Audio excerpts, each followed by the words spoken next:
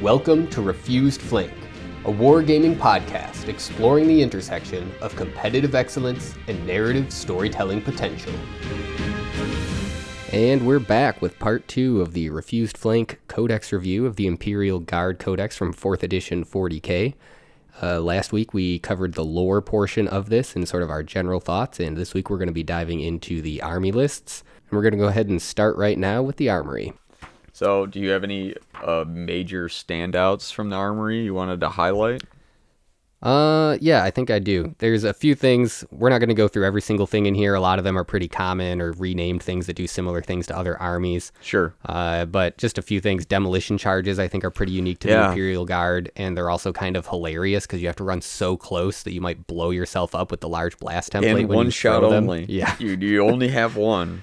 And there's not even, I think it's just special weapons squads from the command squad entry that can take them. Yeah, very specific. Niche, yeah. But I would love to see more of them because they definitely would take some finesse to pull off. But if you could, I remember my brother would always try taking them and just getting them to work. Maybe he'll chime in the comments with a story of when they worked because I don't remember. There you go. Also love things like the Holy Relic, the trademark item, mastercrafted weapons, because all of those are, again, huge opportunities to model those things and come up with a cool idea that you think fits with your army and regiment. What is the Holy Relic for them that they brought from their world that's really meaningful? What is the trademark item for your general that sets them apart? I love the call out. They say it could even be like a trusty pet or a dog or something like that. So there you go. You can model that on the base. That could be a lot of fun. And mastercrafted weapons, all of them can be totally different. So it's an opportunity to find a weapon from some other kit and kit bash it in, or do a little bit of extra conversion work on it to just make it special, paint it a little bit nicer, put some scroll work on there, whatever it is, just to plus it up a little bit. But not only does that make it stand out on the table and be obvious what it is, it's just super cool, and I think something you can be proud of when you do that sort of a thing. 100%. Yeah, and it's the vibe of my guys. Exactly. Those are my guys. Yeah. One that stood out to me that I thought was cool was the Eviscerator. I think there are certain other books that can get this, so it's probably weird that I pointed out. But for me, I think this is a really cool, interesting option for an army that otherwise their characters are not phenoms in melee.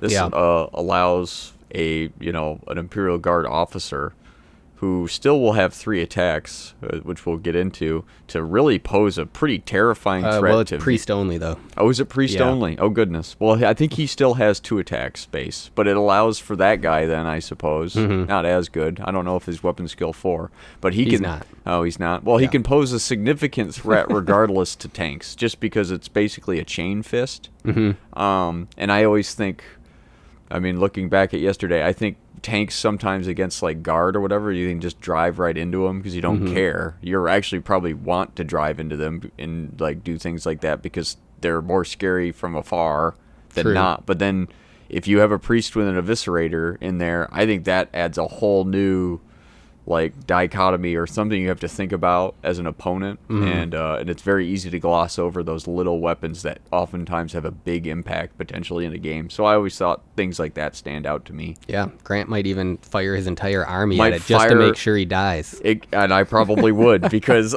again, I think anything that's a power fist that like doubles strength and then you add the 2d6 pen on this, like this will, you could kill a land raider. It can do a lot. So yeah, absolutely. Yeah.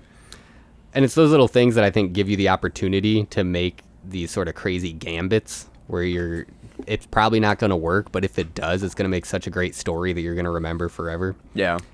So I don't know. It just stood out to me as a cool option because, as we'll get into more, but I guess I'll start saying now, I think this army really rewards shooting, generally speaking, because the stat lines are not particularly great at melee. There are some doctrines that help there. Mm-hmm. But I think there is the opportunity to, kind of selectively put in some threatening melee units kind of blotted throughout that can make... At least put up a fight. And, at least take a couple of guys down with you sort of thing. So, yeah.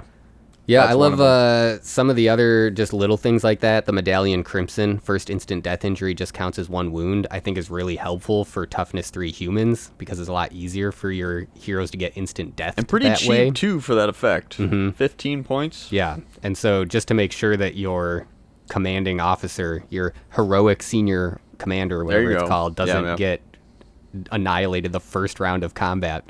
That could be helpful.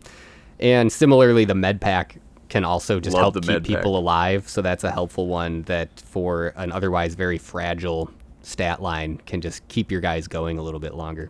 Yeah, no, I love med pack type effects. I know Space Marines can get something similar with their apothecaries and things like that. But anytime that you just say, no, one guy doesn't die. Now, it has a lot of stipulations on that. But I don't know. Against small arms fire, you're basically just saving a guy a turn. And depending on the squad, that could be a big deal because what's the word I'm searching for? If it's like a special weapons squad, I could see this really paying dividends. And I believe, too, it affects things like gets hot, but because you basically Just ignore a says the saving first throw. failed saving throw. That's it. So if you Yeah. have plasma guns, you could shoot, gets hot, and then if one guy fails, you just say, my medic pack guy patched him up. You know, he put some treatment on the burns or whatever. Yeah. I don't know. But some kind of fun wombo combo there. Yeah. Another interesting combo that could be fun is taking a tech priest with the signum, which is it says as a special form of communication device, allowing the tech priest to access a myriad of useful battlefield targeting info and pass it to his companions. But you do that with a gun servitor that has a plasma cannon, Yeah. and then you get to re-roll your plasma cannon shot. And Which is already BS4. right. So one of the best ballistic skills you're going to get in the army. And also a very powerful weapon, and one of the only two ways you can get a plasma cannon in the army. I think that this could be a powerful combination if you're taking a tech priest. Yeah, no, that sends shivers down the spine of all power armor players just Yes. hearing that. And it should, because, Yeah. And that's as a an orc scary player thing. currently, that feels like I'm constantly struggling to find weapons that can do a lot of Especially from AP3. range, yeah. From range. I'm jealous. I'll just say that. Yeah. And then we were talking about this too, but the improved comms on the vehicle upgrades. Yeah, that's is this really idea cool. that you have sort of like a command vehicle that has this extra sensor array that can be communicating with all your different troop formations, and it lets you reroll reserve rolls. And in several recent battles, we've seen how bad reserve rolls have really ruined things for a player. And so just the opportunity to get one of those rerolls is helpful. And it specifies that you can do that once per vehicle that you have. I think that's in the FAQ that it clarifies that. But once per vehicle with that upgrade, you get an extra roll. And then it also works if the vehicle's still off the table in reserve itself. So Yeah. you could take a few of them. I can't remember how much that costs. 20 points. improved comms is 20 points. So That not is cheap, but But if you're building a strategy around it, or Yeah. again, have doctrines based around, like, I think one of them, we'll get to it, is like drop troops or whatever, where you're going to have a lot of reserve rolls. I feel like this could pay Making that more itself off reliable, yeah, it's pretty huge. significantly. So I think it's cool that it's there and very unique. I don't see anything really like this elsewhere. yeah. Another last thing I want to Yeah. point out before maybe you jump into any more is just the Vox system as a whole, and how command works here is very unique. Yes. In fantasy, there's always this 12-inch bubble around a general where he just shares his leadership. Anyone can use it, yeah. 40K, that's not the case, except for Guard. So Guard, these officers can share out their Yeah, leadership. they've got their own special rule in their stat block called leadership that lets them do it. But they also have Vox casters or Master Voxes, things like that, that allow them to, if squads all have them, share that leadership kind of globally, air quotes, throughout the table. And I just think that's maybe not necessarily like a power gamey thing, like really good, but I think it's really flavorful. So like, flavorful, yeah. Super flavorful. I think it reinforces the command and control feel that a realistic army would have that I think is pretty much non-existent in 40K, where there's not really a sense that there's any leadership commands happening on the battlefield. But this makes it start to feel that way a little bit, where because you have the correct equipment and they can radio orders to each other, you can get those improved leadership checks. Yeah. And yeah, I think it's the regular Voxcaster. then You can the do it once per Master turn, can and then do- with the Master Voxcaster, any number of units can use it per turn. So that's a pretty big upgrade when you get the Master Vox going. But of course, then you have to be buying the Voxcasters for the rest of your units. Yep. But they look so cool. Why It wouldn't adds you? up. Yeah. But I think depending on the mission or scenario, if you're building an army and you're aware of it ahead of time, and maybe it's a bigger table. Sometimes we played games on bigger tables. I think this gets better you know? Yeah. But maybe worse on a smaller table sort of thing. So just something to keep in your back pocket, and they're just cool. Yeah. The last one for me would be the regimental standard. Yeah. Because it's just really cool. I like that it incentivizes charges because, again, that's not commonly something you would be doing with Imperial Guard. And what it does is give you a +1 to combat resolution to any assault taking place at least partly within 6 inches of the standard itself. And so that's pretty sweet. And could help hold the line in a critical moment. So maybe it is meant to be a little bit more defensive. It's a bummer that it doesn't work for certain unit types, particularly Ogryns, which are the decent people you want melee, in melee. Yeah. So that's a little bit too bad. And the other bummer is that I believe the leadership bubble stops working if the commander is in melee. Yes, Am I remembering that? Yes, it specifically calls that out. Which is a bummer. I think that doesn't make sense to me because it feels like if your heroic senior officer is fighting in melee, that should be inspiring to you, right? I guess what they're trying to model is that he's not on the radio. He's not, speaking or issuing orders. Maybe that's it. But yeah. I get what you're saying. There should be something to be said for. Yeah, maybe he can't use the Voxcaster, but at least the people within 12 inches right, should be see like, him look, and be like, there he is. Fight for the leader. Yeah. But yeah, and I think a regimental standard just looks really cool. That's also pretty unique amongst the armies, as this is one of the only armies that carries banners like that. Yeah. Obviously, some Space Marines, especially this era, had back banners and stuff like that, and I think the Eldar have some little banners. But this is the only army carrying around a giant flag like that just, it echoes Napoleonic era, pike and shot for sure. flags, which just makes no sense in a sci-fi setting, but it's so cool. Yeah, you're right. The company standard, too, I know we said that would be the last one, but that's a 12-inch buttle that I think is a little bit cheaper, and that's just re-roll all morale checks within 12 inches. Yeah. I think that's a cute one, too. And again, you're seeing kind of a theme where there's a lot of ways to up leadership or re-roll checks. Yeah, that's because that's kind of a weakness. Great. Yeah. So there's a lot of ways to try and mitigate that. Yeah. It is a little weird to me that stormtroopers are one of the units that don't 10,000% agree with you. Any of this. I think the lore reason is explained because they're not part of the actual army. They've been brought in they're from a specialists. separate kind of thing. But it's still it kind of sucks. It just makes that unit, which already I think isn't that great in this book, just I agree worse. with you. Yeah, no, it feels like they feel like the odd men out, because the rest are either conscripts, okay, get it, they don't want to be here. Yeah. Engineers are like weird robot people. I wouldn't be trusting them super great. And Ogryns and Ratlings are overt, like heavily affected mutants that, as we know in their society, are probably shunned. So it makes sense that they wouldn't get this, but then They're not as stormtroopers inspired by feel like, hey, maybe they would still like the flag, but you give a good explanation. That flag means nothing to them, exactly. Who cares? But yeah, it is a little sad times for them. Yeah, I agree. Usually we would talk about army-wide special rules. This book actually doesn't have any army-wide special rules, but I would say that the leadership bubble thing is pretty unique because you have to have an HQ option that has it, so that sort of becomes an army-wide special rule. You can't lead your army without a command squad, without an officer that has that rule. So Their like army-wide rule is just their construction rules. I think that's the other one, is the command structure for how you have to build your units and taking whole platoons at a time and a command squad every time you do that sort of thing. So I would also name that as a sort of the idea of an army-wide special rule, but we'll talk about that in detail now as we roll into the army list itself. We'll start with the HQ. There's only one actual HQ choice that you can choose to fill an HQ slot. There are several others listed, but they're a special sort of advisor thing that we'll talk about when we get to those. You've got the command squad. There are some options here, though. You can take it at different levels. You could have a junior officer, senior officer, or heroic senior officer. So you can kind of decide maybe on the points level of game that you're doing. And those are 15 points different. Yeah. For some reasonable increases in stats. Yes. Particularly in leadership. Goes up to 9 when you get that heroic senior officer. It'd be nice if his weapon skill bumped up 1 more as the heroic senior officer, but I agree with you. I get it.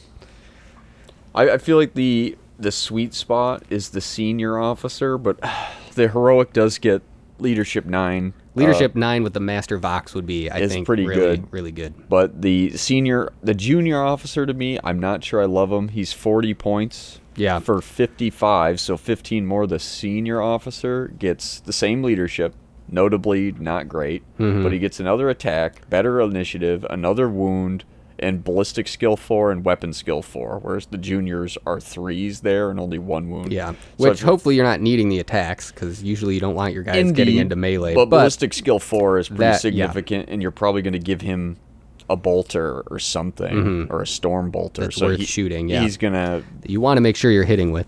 Right. Yeah, well, before we dive into some of the options here, I think it's worth pointing out that this is the same unit entry that you use to choose any command squad. Yeah. And so when you're getting an infantry platoon in your troops slot, you're still picking a command squad from here to lead that platoon. Same thing with a heavy weapons platoon from your heavy support choices. Yep. So that's kind of interesting. But also when you select the command squad for the same single HQ slot in your army organization table, you also can take all of these support squads still inside that single entry. Yes. So that could be 0 to 2. Well, I think, what does it say? You can take 3 or 5? It says 0 to 5 support 5, okay. squads. So you have the actual command squad, which is like the officer, one of those 3, and then 4 dudes. Yep. So it's 5 men, and then you can have 5 extra squads from this giant. Yeah, kind of 0 to list. 2 fire support squads, which are heavy bolters, right? Yep. 0 to 2 anti-tank squads, which are las cannons or missile launchers. 0 to 2 mortar support squads, which are mortars.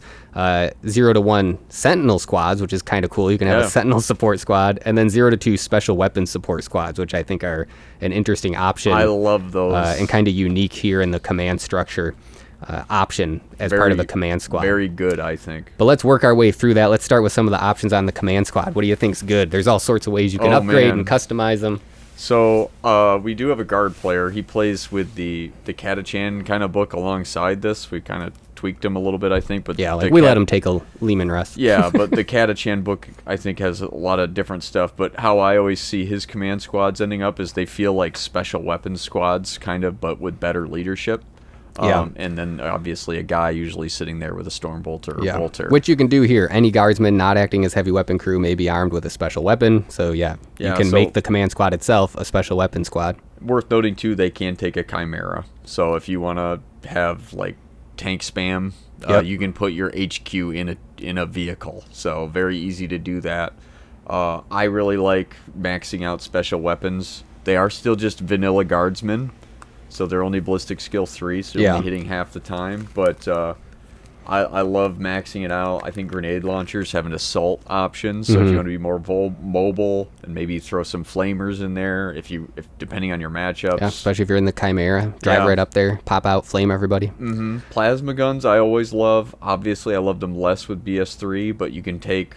4 of them theoretically in this squad, which is just inherently, I think, kind of scary for Marine equivalents. Yeah, and you feel less bad when one of them dies to gets hot, because for sure they're a 6-point guardsman. So I kind of like leveraging that, but then, like we talked about in the armory, maybe you're utilizing a regimental standard, maybe you're utilizing a company standard or something else. I could see maybe you're leaning in a very different way than what I'm describing here. Worth noting, too, they can throw in that medic with the medic pack. So if you are doing the plasma spam, I think that's worth it. Definitely, because you could ignore one of those. Yeah, so, and it's only 5 points, so yeah, super cheap. Very cheap. For what it gives you, I think. I think I would probably not take heavy weapons in the command squad, because I think I would probably want it to be more mobile and not have to rely on sitting still because of that 12-inch leadership bubble. You kind of want to be able to move it up unless you're playing a really defensive scenario where you are going to be able to just sit back and shoot. 100%. I agree with you. I feel like the heavy weapons there's better ways to get them in higher quantities where I want them clustered. So if I was going to take a las cannon, I would just take an anti-tank support squad and do it there. But for the main command, I would stay foot slogging, maybe with special weapons, or throw them in a tank and do stuff there. Yeah, that could be fun. One bummer for me is that the upgrade to a veteran doesn't improve weapon skill or ballistic skill. I think that would be really cool to feel like your guys defending your, the honor guard of the heroic senior officer are a little bit better than normal guardsmen. It just kind of makes sense to me lore-wise. So I don't know. I'm sure you could figure out some sort of points difference, like work it out of the stormtrooper profile and how much they cost and adjust as needed to be able to make that work for you. But it is just, that's one thing missing for me. I guess even the hardened veterans, they're 8 points a model. Yeah. So that really should just be +2, because you're already paying for the guys themselves 6 points, so I don't I know why agree it's with you plus 6 to 1000%. just get 1 extra attack. But Yeah, it's not a great option. Does the veteran gain access to the armory? It just says officers do. yeah, so I don't think I so. don't even think so. So yeah, that doesn't seem worth it. Yeah, I guess to if me. you were trying to kit them out to For be melee? melee, then you could do that. Yeah, then the extra attacks matter, I guess. Yeah, it does, and that is different than the veteran, the hardened veteran thing. So maybe if you are going melee, maybe consider that. Yeah, could be fun, but it doesn't seem really worth it for twice the cost of the guy. Basically. Yeah. Another thing worth pointing out here that's part of the whole organization of the army is that the command platoon that you're selecting here, which consists of the command squad and any support squads you take, are a single unit for army selection, but also deployment and reserves purposes. Yeah. So when you deploy them, you're deploying all of those squads at once, but then once the game begins, they all operate independently Yep. as different units, but also that's one reserve role, which could be huge, which is where that comms array, I think, is even more powerful, because if you fail that reserve role and now you're not getting 5 squads coming on or Yeah. something like that, Yeah. could be pretty rough. For sure. No.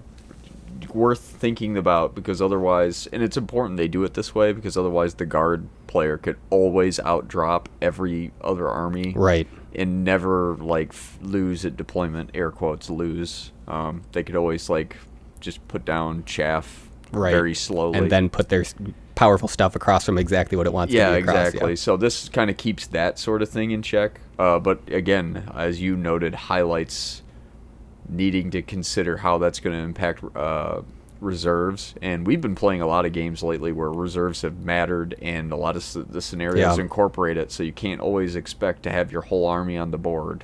So keeping that in mind. Yeah, I think we can probably talk about the different types of support squads when we get to those entries, because I think the things we'll say about them are more or less the same. But Sure. I think it's worth saying here that this just expands the number that you can get, again, because of the way that it works as part of the HQ slot in your army organization. And so if you like what they do, sure, throw them in as part of your HQ, because a lot of scenarios let you deploy your HQ even if the rest of your army is limited in what unit types you can deploy and things like that. Like in Sabotage last night, I could only do HQ and troops, but imagine if HQ and troops with Imperial Guard would have been so many more guys than my orcs had. It could have been all these heavy weapons to be mowing down your chaos guys as they advance, that sort of thing. Sure. So we'll talk about that when we get to it. But I do want to talk about the special weapons support squad here, because it is only available through the command squad. What do you think about this? I think they're fantastic. They're actually slightly discounted. Most guardsmen are 6 points a guy. These are 6 guardsmen for 35 points. So it's 1 point off. discount. Yeah, I don't know why that was. I don't know why. I guess because 5 is even. That's Maybe, all I yeah. got. But slight discount there. Obviously not a big deal. No. But I'll note it.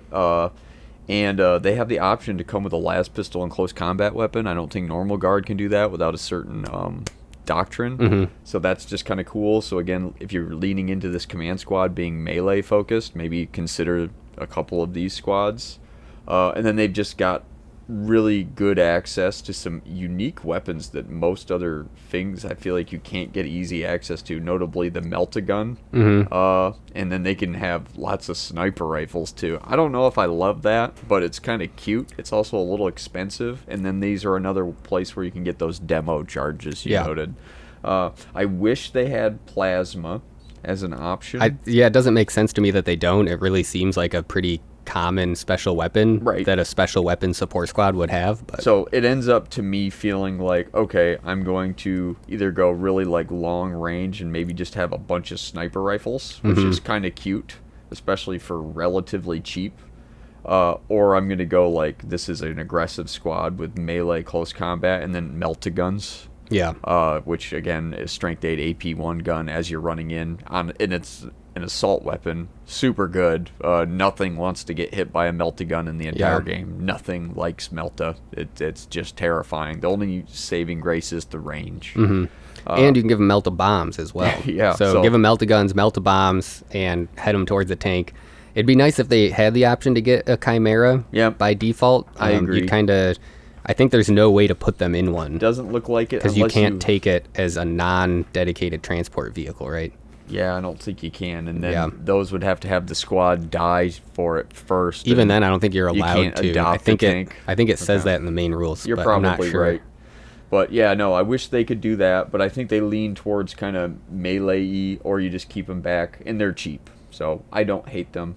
And you can have 2 of them for and this is a decent way to get a reasonable number of bodies for a goodish price. And yeah, and again, just more special weapons than you'll be able to get in your regular infantry squads. Right. So for sure. So I like them, and I feel like I would probably end up taking at least one, no matter what, just because I feel like it's just good value. The Melta is expensive, though. I wish the Melta wasn't plus 15. Yeah. I will say it's frustrating to me that special and heavy weapons cost the same or more, regardless of the for profile. Imperial Guard. Compared to Space Marines. I understand a little with the heavy weapons because you're getting a 2-wound heavy weapon, and so in some ways that mitigates it. But Sure. Obviously it's way worse when you're shooting it with Ballistic Skill 3 and a 5-up armor save than Ballistic Skill 4 and a 3-up armor save. Yep. So I feel like the weapons should be a lot cheaper for the Imperial Guard. It does feel like the special weapons costs were kind of picked out of a bucket, because it's like the command squad can take melta-guns for 10, but these guys can take them for 15. Yeah. And I guess it's because theoretically you could spam melta, but I don't know, is that a problem? Well, you can spam melta in you could spam it even more. in the command squad. What I'm saying, though, is you could have the command squad with like 4 melta, and then you could take 2 of these with 3 melta each. So that's why it has to So you be could more. have 10 melta guns in like an HQ slot, which is actually kind of hilarious to think about. But I don't know. Is that like a problem, though? I don't think it is. It doesn't seem like that's an issue, because again, I think it's kept in check because of its short range. But absolutely, and the fact that they can't go in chimeras, so they're going to take forever to get to anything. If they could go into chimeras, I think that's a huge. Now take the drop troops doctrine with them. Yeah, and you could there be you go. dropping them behind enemy lines. That'd be pretty sweet. That would be cool. Yeah. That could be fun. That would be fun. But yeah, no, I guess I just wish they had plasma. I think grenade launchers always underperform, but they're very versatile too. And they're cheap. And these are 12 each. Well, they're 12. Oh, man. Oh, they're not as cheap as I thought they're not they were. as cheap for these guys as they should be. Yeah, Again, agreed. the command squad gets them for 8, so for 2/3 the cost. Yeah. And on the same body, so that just feels random. But they are versatile, so I guess if you don't know what you're doing and you've got some bodies, I like that they can, go for a blast against, certain squads. That can be valuable. Yeah. Or, shoot a crack grenade, and now you got a strength 6-shot AP4, and it's an assault weapon, so you can always shoot it at a reasonable range. Pretty good. Yeah. I don't hate it. So, could Cool. it be better? I don't know, but it's very versatile. It should always be able to do something. Yeah, absolutely. I think the points cost thing is something that's kind of a weird thing with Imperial Guard. We were talking about this a little bit before as well, but the fact that an Imperial Guardsman is 6 points and an Orc Boy is 6 points makes no sense to me, alongside, some of these weird points cost for war gear.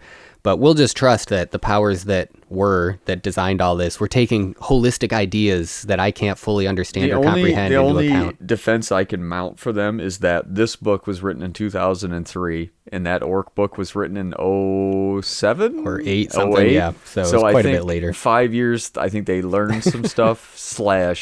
Yeah, and I I'd think be curious to compare the third ed book for orcs to this. And orcs then- are a lot more expensive in the third ed book. Right. Yeah. Okay. So I think you said Imperial Guardsmen are cheaper in the fifth ed book. correct. They So- drop a point, I believe. Yeah. I think they go to 5 points. Even a that body. would feel a little bit better. But Yeah. let's roll on to advisors. So the whole idea with advisors is that these are additional HQ choices that don't take up HQ slots. But you have to apply them to your force in a very specific way. So for each advisor that you take, they have to be applied to a command squad, starting with the highest ranking command squad first, until all of your command squads have an advisor. Once that's done, then you can add them to other squads after that. So it makes it really hard to actually put them where you want them. And so I Yes. think for that reason, the commissars and the priests get much less useful and interesting, especially with how expensive they are. Yeah. The psychers, I think, are still maybe worth doing just because they're cheap. They're so cheap that it almost doesn't matter. Yeah. But But for me, I think that's a huge bummer. I think the priests are a really thematic thing that could be so fun if you could put them in the squad you wanted they to are put them in. awesome. I agree with you 100%. And there's a way with the doctrines to get independent commissars that you can then just use as independent characters, so you can get around that restriction that way. But there's nothing like that for the priests, which, to be honest, I would be totally fine if a player in our group wanted to do the doctrines thing and make it priests instead of commissars. I think that would be totally fine, especially because there's almost no squads that are that great with the priest where they're being forced to charge if they can. It's limiting their ability to fire rapid fire because they have to assault if they can. And so I think for a lot of reasons, the priests aren't that ideal anyways, so I don't think it would be in any way overpowering to allow that. No, I think they're all reasonable. If anything, I think the advisor rule takes pretty middling units and makes them difficult to justify, which Absolutely. sucks because Yeah. they're pumped Thematically full of theme. cool. Mm-hmm. The sanctioned psychers, they are 12 points a model, and you can have up to 5 of these, which is, again, part of the benefit. So even if you're taking the max allotment, this is 60 points. So sure, why not? Yeah. But they have the bad psyker problem from this era of they just have a chance to do nothing, which I hate. Yeah, so you roll a d6 to figure out before the battle what power they have, and if you roll a 1, they get no power. So that's a huge bummer. Yeah, I what I wish you could do is maybe what I wish they had done, rather. I get it's fun to roll on a chart and see what happens. I wish it was like a list of 3 and you just picked one. But maybe that would ruin it because there would always be one that's best. But I just would like if there was a similar thing to like fantasy spell selection, where if the 1 was something like Psychic Ward, where it's like not that great, but it's a nice sort of baseline defensive thing that guaranteed, and you could always choose to just opt to have that one if you didn't like the one you rolled or something. That's a good example. Yeah, have done something like that. So this just kind of has potential for feel bad. I guess you could argue it's adding some theme. And it's so cheap. I mean, for 12 points, some of these powers are probably worth more than you're paying. If you do get the 6 with Lightning Arc, that's actually kind of cute. It's a heavy weapon, though, which sucks. Yeah, but I wish it was Assault. But heavy D6, though. You can get a lot of shots out if you get Lightning Arc, but that's only 1 out of 6 times. It's true. But yeah, so I think they're a fun thing. I love the themey rule that if you also have a commissar in there and they fail a Perils of the Warp check, they just immediately get shot because they're like, nope, we're not having a demon pop out of your head today, so they just get shot. So I feel like this whole page spread here is an example of top-down design gone wrong, where there's so much theme, but it was integrated in a way that's almost unusable, in a way that feels like it's worth spending the points on. Right, like there's a lot going on here, but a lot of it is either inconsequential, depending on the circumstances, or actively punishes itself. Yeah. The only thing really going for it is the price. So at least they acknowledged that it's weak because they costed it with the appropriately. Psychers. But as we roll over to talk about commissars and priests now, they both cost 40 points a model. And again, with the restrictions on where they can land, it's hard to get them. I think the commissar would maybe be more useful than the priest, in my opinion.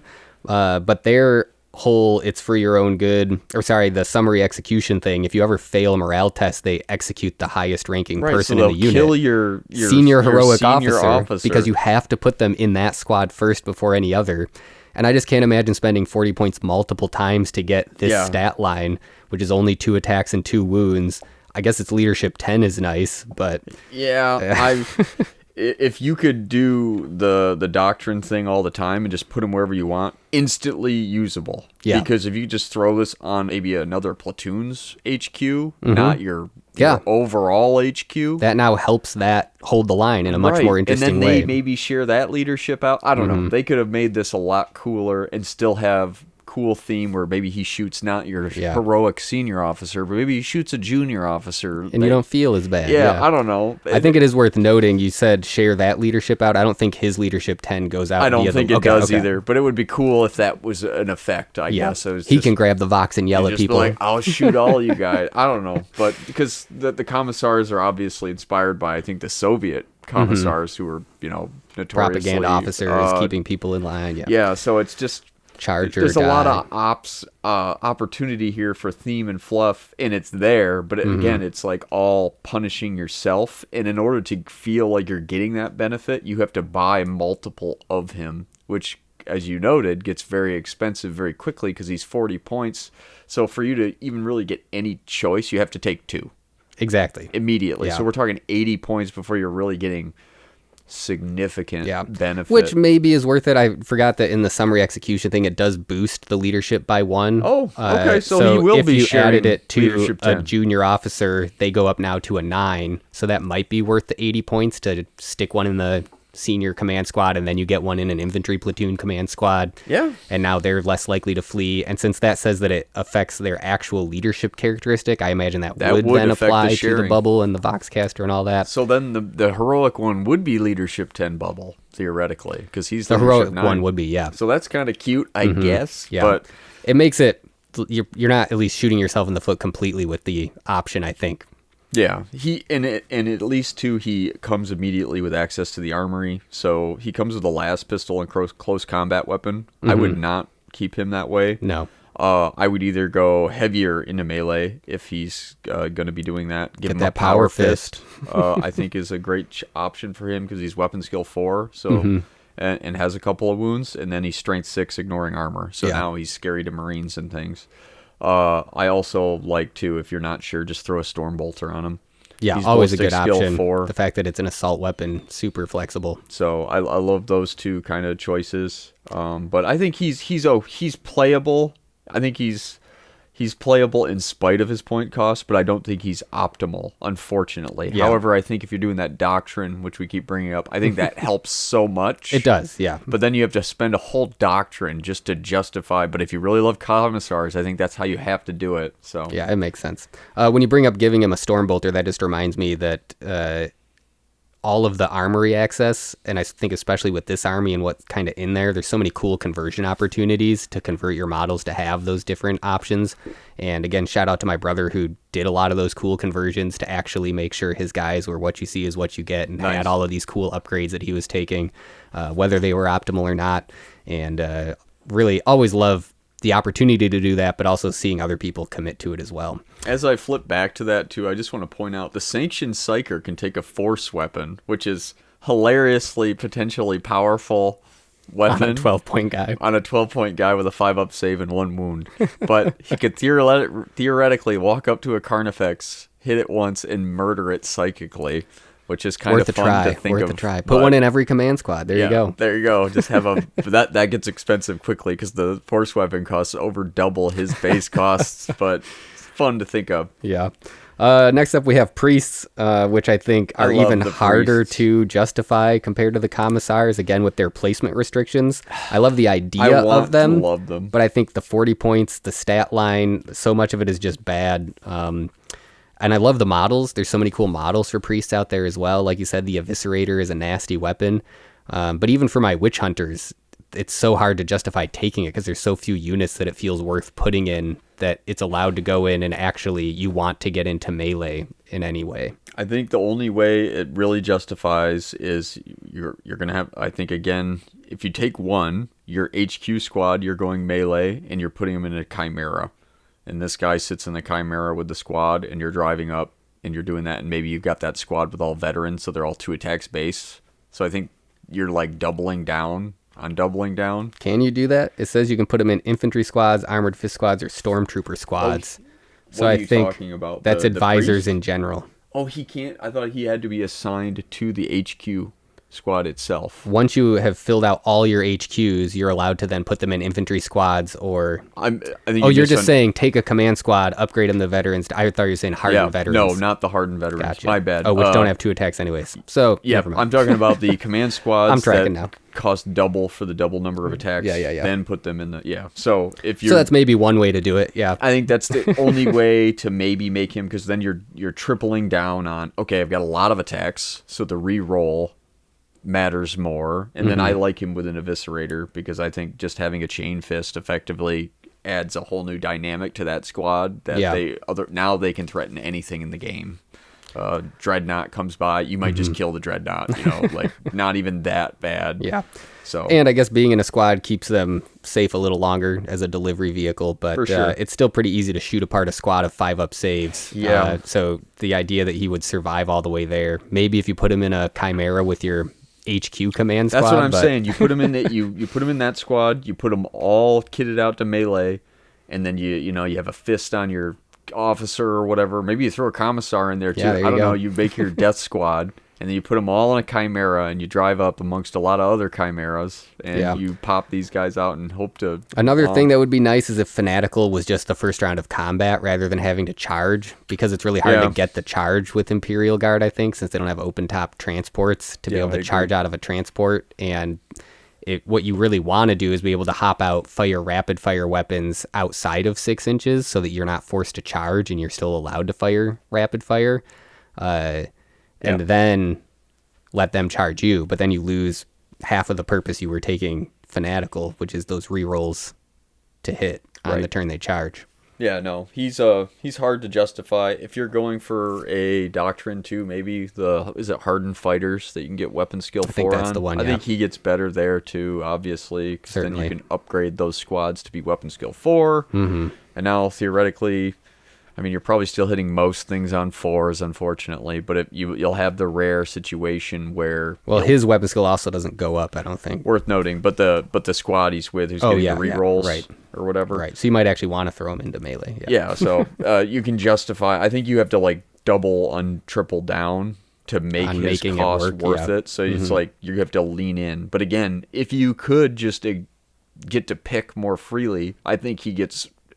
justifiable at his present cost. If you could be like, I mean, maybe it'd be too good to put him with Ogrins, but I feel like outside of that, and even then I don't think it's that crazy. Yeah. But like, just pick a squad. I wish you could just be like, I elect to put my advisor out there, and then if you take any number of them, that's just an HQ slot, and you could have up to like 5 total or whatever, but that's just, they all collectively... which again is the commissar, independent commissar doctrine, but it would be nice if that was just the everywhere. norm. Yeah, so... That you could, because it's already a cost to have it count as an HQ slot. Yeah. But it'd be nice if you at least had that option to say, okay, if I take them in the advisor way, then they don't cost the slot, but I at least have the option to take them independently and use up another slot, which maybe you could have a total of 5 advisors as a single HQ slot. That would be cool. Yeah. And then they're all independent.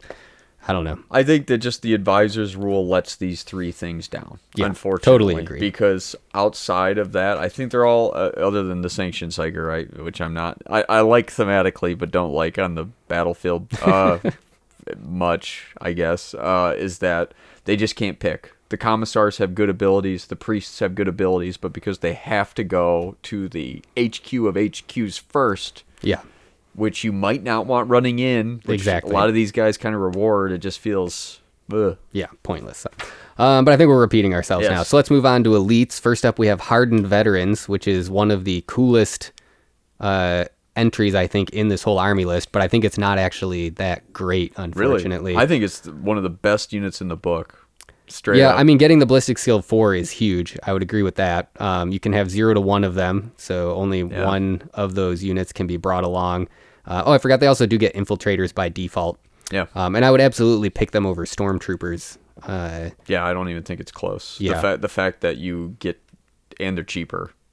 Really, they're, in my mind, their negative is you can't take more than 01 unless you're doing that doctrine. The doctrine, but they're just highly customizable. I think that's their key thing. That and the ballistic skill 4, they're highly customizable, and you can kind of kit them out to do almost any battlefield task. Yeah, for sure. I love they're kind of like what that special weapons squad from the HQ slot wishes they were. Right. So they're 8 points a guy, but you can get plasma guns on 3 of them. And again, these are BS4 plasma guns. So these are Space Marine plasma guns offensively, which again I think is potentially terrifying. And if you upgrade the veteran sergeant to a or upgrade the veteran to a veteran sergeant, he gains armory access, and then I'm not sure if he can take a medic pack there. I'd have to look into that, but if that's a possibility, I think that's probably worth it. Maybe it's not, but I don't know. I just love the idea of just getting accurate special weapons fire. Also, they can take a Chimera, which a lot of things wish they could, but if you don't, they can at least infiltrate, so they'll be up early, probably in a good position. They shouldn't be caught with their pants down. I think in my mind's eye, you infiltrate them up most likely in some kind of line of sight blocking terrain or kind of far away if possible. Yeah. And then depending on if you get first turn or not, then kind of electing there. I think this is where they get worse, to your point, is once I think people recognize what these guys are and what they do and how, because on the board they look the same, right? It's Right. just, oh, it's another guard squad. They shouldn't look the same because you should be converting You're and right. kit bashing them to look badass and awesome. 100,000%. But I'll say they look like guys, Yeah. right? They're just dudes and a lot of them just have las guns. Mm-hmm. So effectively, they're like, oh, they're just better, accurate. Who cares? They don't care. But then they realize, oh, they have 3 plasma guns, Or and 10-point melta guns. or 10-point meltas, and they're doing a lot of damage to me at range. Yeah. But then when they realize they're the exact same defensively as a normal guard squad for more, then they can get picked off pretty easily and potentially focused down. And I find if they die and flee off the board, which fortunately they are leadership 8 base, so less likely to happen, but that can be a big hit to your firepower, and you can't have multiple squads. Right. For And so most. it's easy for them to just get focus fired off. Yeah. So, but I really like them just because BS4. Yeah. And I guess theoretically, you don't need to tell your opponent what's in a chimera. So if you have multiple chimeras, they don't necessarily know which one has the hardened veterans in Good it point. and which one has an armored fist squad in it. But we don't typically play that way. We typically play open and let people know. So I'm glad you brought up the Chimera, though, because when you were talking about, like, with the Priest, these guys are really good at the whole drive up, pop them out, and then rapid fire, because, 10 guys pop out. Sure, the las guns might not do a lot, but they're at least accurate, and then those 3 plasma or 3 melta or whatever just pop out, and then you might just pick up guys. So I was talking like with it. a guy on the 4th Ed 40K Facebook group about Imperial Guard tactics, and he actually recommended that as one, which is don't play defensively. Get as many guys in chimeras as you can, drive them up, hop out at 12 inches, and then just unload rapid fire, and you'll probably do a lot more damage than you're expecting. Right. And then they won't have as much to attack Hit you back. back. And then you can be bringing up your second wave behind that to finish off whatever's left at that point. Which I think was actually recommended in the 3rd edition Codex for Imperial Guard. There's like the page of how to play the army. strategy Yeah, one, and I yeah. think it describes that. But I don't know. yeah, I like them. I think also the fact that this is the only way you can get shotguns on a whole unit is cool. My brother converted a bunch of shotguns out of las guns. Yes. He modified them and modeled the las guns to look like shotguns, and they turned out really well. Looked really awesome. And maybe they're not the best option to choose and take, but they're a really cool option, I think. And if you gave some guys shotguns and some other guys pistol and close combat weapon, and you were going to do that charge in, could be fun, especially against something like Tau, which is what I played as a kid. And so that's much the nastier against Tau Tau. are pretty scared of these guys, Yeah. actually. So It would be nice if they could have weapon skill 4 as well, just to make that close combat version a little more tenable. Of course, you can do the doctrine hardened veterans or hardened fighters and get that if you want. There's the way to do that, but it'd be nice if it was built into these guys just to have that flexibility of customize. Maybe you choose, like, pick weapon skill 4 or ballistic skill 4 because of their that specialization would be or cool, something. too. I agree with you. Yeah. Yeah, just, I don't know. I won't reiterate. They're versatile, and BS4 is really good. Who'd have thought? Yeah, and they're super cool. Yep. Next up, we have Ogrins, which is kind of the only close combat-oriented dedicated squad outside of how you can kit out some of your command squads or potentially the veterans. What do you think of them? I think they're really good value for their cost. They're only 25 points per guy, and they have 3 wounds. 3 wounds is huge. So Unless that you get instant death. Yeah, so that's the thing. So they're tough 4, which is great. Fantastic. This is an army without tough 4, so Yeah. they are the exception. But there is strength 8 out there. Yeah, So crack missiles will still kill them instantly. crack missiles, and with a las cannons, bright lances. Yeah, with a Space Marine ballistic skill 4, that's highly likely. Fortunately, though, at 25 points each, I don't think you're that devastated. So they reward just having a lot of them, honestly. Yeah, you can afford to lose a few if you have 10 of them. So. Yeah, for sure. And honestly, just a small squad, because they have 2 attacks base, plus they've got these Ripper guns, which are like giving them a bonus to strength 2, and their assault guns as well. Yeah. And their weapon skill 4, I'll note that too. So defensively pretty good in melee, and aggressively solid enough. So these guys can really mix it up with Marines. Yeah. Like just base Marines, and potentially win combats for sure. Potentially lose too, it's not for sure, but they can mix it up, and just through withering amounts of tankiness against that sort of stuff, I don't know, I feel like they can potentially do a lot of damage, and they can ride. Yeah, they don't like it, but they can do it. Yeah, the nice thing is that you can automatically start them in a Chimera at the beginning of the game, and that kind of subverts the whole issue. But after that, unless they have the Bonehead with them, they may not want to get back in. That whole it's dark in deer rule, what am I saying, is so of this era. Yeah, that very top-down design again. Niche rule that its own text makes it like defunct, because why would you ever not deploy it because of that? So it just seems such a corner I guess if you're case. doing a raid scenario and you don't want to trigger the alarm right away, but you want your Ogryns on the board. I guess there's going to be some very niche scenarios where maybe it comes up, but yeah. I do like the Ripper gun too. I want to point out, I think that's range 12 inches. Cam can probably double check me. Strength 4, AP 6, Assault 2. So, and they are BS3, so they're not like stupid, like aim-wise, I guess. So they still hit some stuff, So they'll run up, shoot. If you got 5 of these, that's 10 shots at strength 4. That's not nothing. And then they can charge afterwards. Right, with frag grenades built in, which is nice. Yeah, so if you're in cover, they're gonna. And they're initiative 3 too. So not bad. I like them. Are they like outrageously amazing? No. But are they like terrible? No. And honestly, strength 6, they can threaten vehicles in melee, light vehicles. Especially melee. if they get them in the side, or the rear. They can just beat up like Eldar Warwalkers or Sentinels or certain transports. Yeah. Why I really like this squad is it gives a different unit. It fills a different niche than anything else in the army list, because you really don't have anything else that's tough like this or actually designed for close combat. So I like that it gives you that opportunity to lean a little bit into melee, which typically you're not wanting to do with Imperial Guard.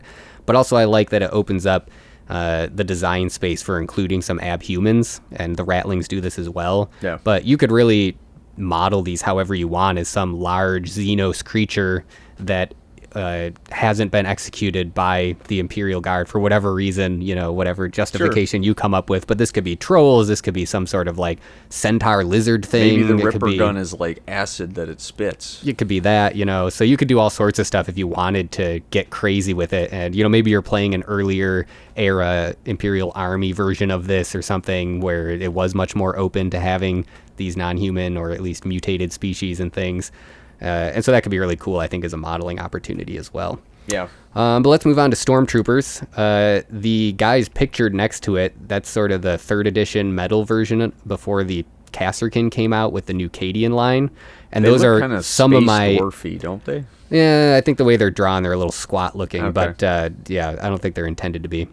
But that's at my all-time favorite version of the Stormtroopers and one of my favorite model lines from 40K in general. There's a great picture of them earlier in the book with Steel Legion colors on, and they just look so cool. I just love everything about how their armor looks, how the Hellguns look. It's just all so good, which makes me really sad that they just cost so much and don't really stand up to what the hardened veterans can do. They cost 2 more points anyways, and they get a little bit better save. They're up to a 4+ save with their carapace armor. Yeah. But then they have to pay to get infiltrate. They're allowed to pay to get deep strike instead, so there's a little bit of flexibility there. But otherwise, they're just the same. So it doesn't really seem worth the extra potentially 3 points to get the improved armor. 10,000%. These guys were let down, I think, by their gear. I think the Hellgun is... That's true. They do get the Hellgun. The Hellgun is too weak, though, unfortunately. It's to put it in perspective, it's the base weapon for Eldar, statistically. It's a rapid-fire weapon, strength 3, AP5, which is the Dark Eldar just splinter rifle, effectively. Obviously, it's different, and it's better than a lasgun. It is AP5. The idea of that, thematically, is super cool, that it's a little bit better, but you're right. It doesn't play out most of the time. That's not going to do enough. So, to put it in perspective, I believe, and please, listeners, correct me, in 5th Ed, these go effectively the same, but they're AP3, which is gigantic. Now, there's still only wounding Marines on 5s, but now when they wound them, they just put the Marine down. Wow. Which is pretty cool, I think. Whereas now, they're basically just more accurate guardsmen against Marines. Now, will they take out, like, hordes of Griblies a lot better? Sure, for sure. But... for, as you noted, 4 points more per model, I don't feel like it's often worth it. And a 4-up save is certainly great. I like having a 4-up save. I feel like that's often a break point for a lot of things. There's a lot of AP5 base weapons. Yeah. But if most anti-infantry weapons, at least that I feel like we encounter, have access to AP4, like the dedicated anti-infantry stuff, like a heavy flamer, certain blast weapons, heavy bolters, autocannons, those types of weapons can usually ignore the armor anyway. So it's just, for me, where they end up being worse than hardened vets because they're more expensive and they have fewer special weapon options, and offensively they're almost the same. Yeah. The one exception to that is that they can take melt-a-bombs and the hardened veterans can't. So that in combination with deep strike, you could do, or even infiltrate, depending on the terrain, you could do some interesting things with. So I think you could, have a reason to do it. I think that you can still take them, and it's not they're not so bad that you're killing yourself playable. to take them. But it is just sad since it's such an iconic unit that they really feel overcosted for what they're bringing to the table. For me, I think I like the deep strike option, which is maybe wrong because deep strike is so hard to predict. Yeah. But I feel like if I'm taking them, I want to do a deep strike, double melta, and I want to do the tank drop thing where you try to land next to or behind a vehicle and try to basically pay for the squad. Yeah, as they that is fun. I used to do that with my Tau battle suits, and it worked half the time. But half that it worked, it felt so cool. Right. So, and then theoretically, they take out something that was threatening to them before it gets to act in response, and then now maybe they survive another turn. And now suddenly you've got 10 4-up save guys there that are reasonably threatening to everything. Yeah. So. Yeah, and again, given the terrain on a particular board, you could get them into a nice spot in some jungles or behind a building where they could at least create an area of denial where now they don't want to send people or certain vehicles or that sort of thing. So yeah, and in certain matchups, these guys really come into their own. I think of Dark Eldar are absolutely horrified of this because they have terrible armor. They're almost like 5-ups on like everything. So the Hellguns are like actually good there. And they're tough 3, so it's just the Hellguns just actually do what they say on the tin and just cause untold harm. Yeah. And then maybe against the Griblies for like Tyranids and stuff, you're just going to be picking those up a lot more easily, whereas the Lasguns, even the little Gaunts, are getting 6-ups. Yeah. So maybe they're saving every once in a while. Yeah, that's true. I like them. Yeah, I think even if they just came with the Deep Strike or Infiltrate for free and you have to pay the point, even that would make them feel a little bit like they're distinct and have a role separate from the veterans. Right. But I guess you can also fill up all your elite slots with them if you want. They're not limited, so. Yeah. All right, moving on to the Rattling Squad. This is kind of the main way to get snipers in this army. Obviously, you can take 3 in your special weapons squad with your command squad, but this would be the other primary way to get them. Again, really cool that it's just another abhuman option, and in the lore they're kind of like halflings is the idea, I believe. Yeah. But you could model them however you want as some sort of sneaky part human or Xenos race that's been brought into the army to work for them as snipers. They are kind of pricey though at 11 points a model, but they are ballistic skill 4, so that's kind of nice, hitting on 3s. But what do you think? I like them. I don't know if they're actually worth it, though. They are 0-1, so you can only have one squad, which I know why that is. It's for theme, I think, more. There's just not a lot of them. But I will note that BS4 is cute, but the snipers mean they auto-hit on 2s anyway. Oh, good point. So it's one of those things where it's kind of a unnecessary thing. In some matchups, I imagine they're going to be worth their weight in gold. Because they all have sniper rifles. So right. 10, this is one of the only ways in the game you can get 10 sniper rifles in a unless squad. You're taking like a huge Space Marine scout squad, and for that you're paying out the wazoo, whereas these guys are cheaper than the base scout. Yeah. And they get a cool rule where they get better cover saves, which thank goodness. So if they're just in the woods, they're getting a 4-up cover, which is great. Yeah, very good for survivability. Yeah, and they can infiltrate, so they might start there. And then also, best part of that go-to-ground rule is they can ignore a morale test, basically, and just say they're pinned. Yeah. Which is huge because they're leadership 6. Yeah. Which is terrible. And it sucks to lose a turn, but it's better than routing and never coming not back. Regrouping. So it just means that now the opponent has to commit to shooting them more, whereas maybe they wouldn't otherwise. Yeah. And it's those little things that can add up. So I actually I think they're okay. Sniper rifles also cause pinning, right? Yep. And so I think that's kind of a hidden power here because they have so many sniper rifles. Yeah. Because you have to get at least a wound with it to cause the pinning check, right? Yes. And so I think other opportunities to use sniper rifles, usually you don't have enough to guarantee that one of those wounds is actually going to go through. But when you're shooting 10 of them, probably you're going to get one through. Yeah. And then cause that pinning test, which is pretty punishing in 40K 4th edition to lose an entire turn in a 6-turn battle.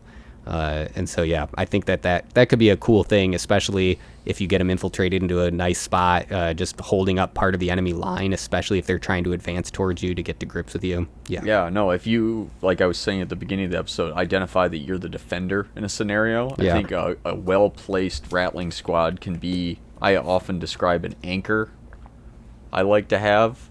Now, these guys can't threaten everything, but they're an option for an anchor. Yeah. And even the opportunity to potentially glance a vehicle with 10 shots, I mean, that's improving your chances of that honestly, happening. you might spike, and against a rhino, you can pen it in the front, theoretically. Yeah. And you could blow up a rhino with one of these guys. It's just kind of funny to think about, but they shot the gas tank, I guess. But or through the vision slit. They killed the driver. But it's immobilized. Oh, they just shot the driver. But I like them. Yeah, I think very themey, but I think also can work well. So yeah, nice I think they're kind of perfect. Honestly, I don't think I would change anything. Yeah. Next up, we have Tech Priests, which you can take 0 to 1 of, but you can have 2 of the Tech Priests in the squad. Such a weird thing. Why not just put 0 to 2? But I guess this is better. It just feels complicated. Well, because it's they count as a single elite choice. I know, so it's better this way, but it's just weird. But I hear you. Yeah, that's fair.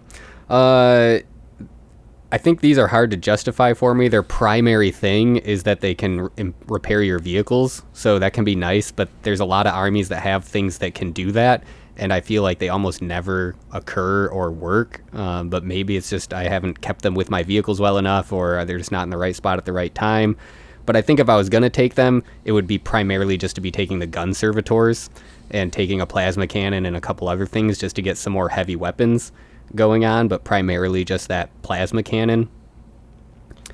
Yeah, no, I'm not in love with them either. They're 45 points a model. They do have a cute servo arm, which is like a once per game, or not once per game, once per combat power fist. So that's just cute. It's nice attacks on its own, which is kind of funny. Yeah, so that's cute. But as you noted, if you're going to go the repair way, you basically have to take the technical servitors, which I just double checked are 10 points each.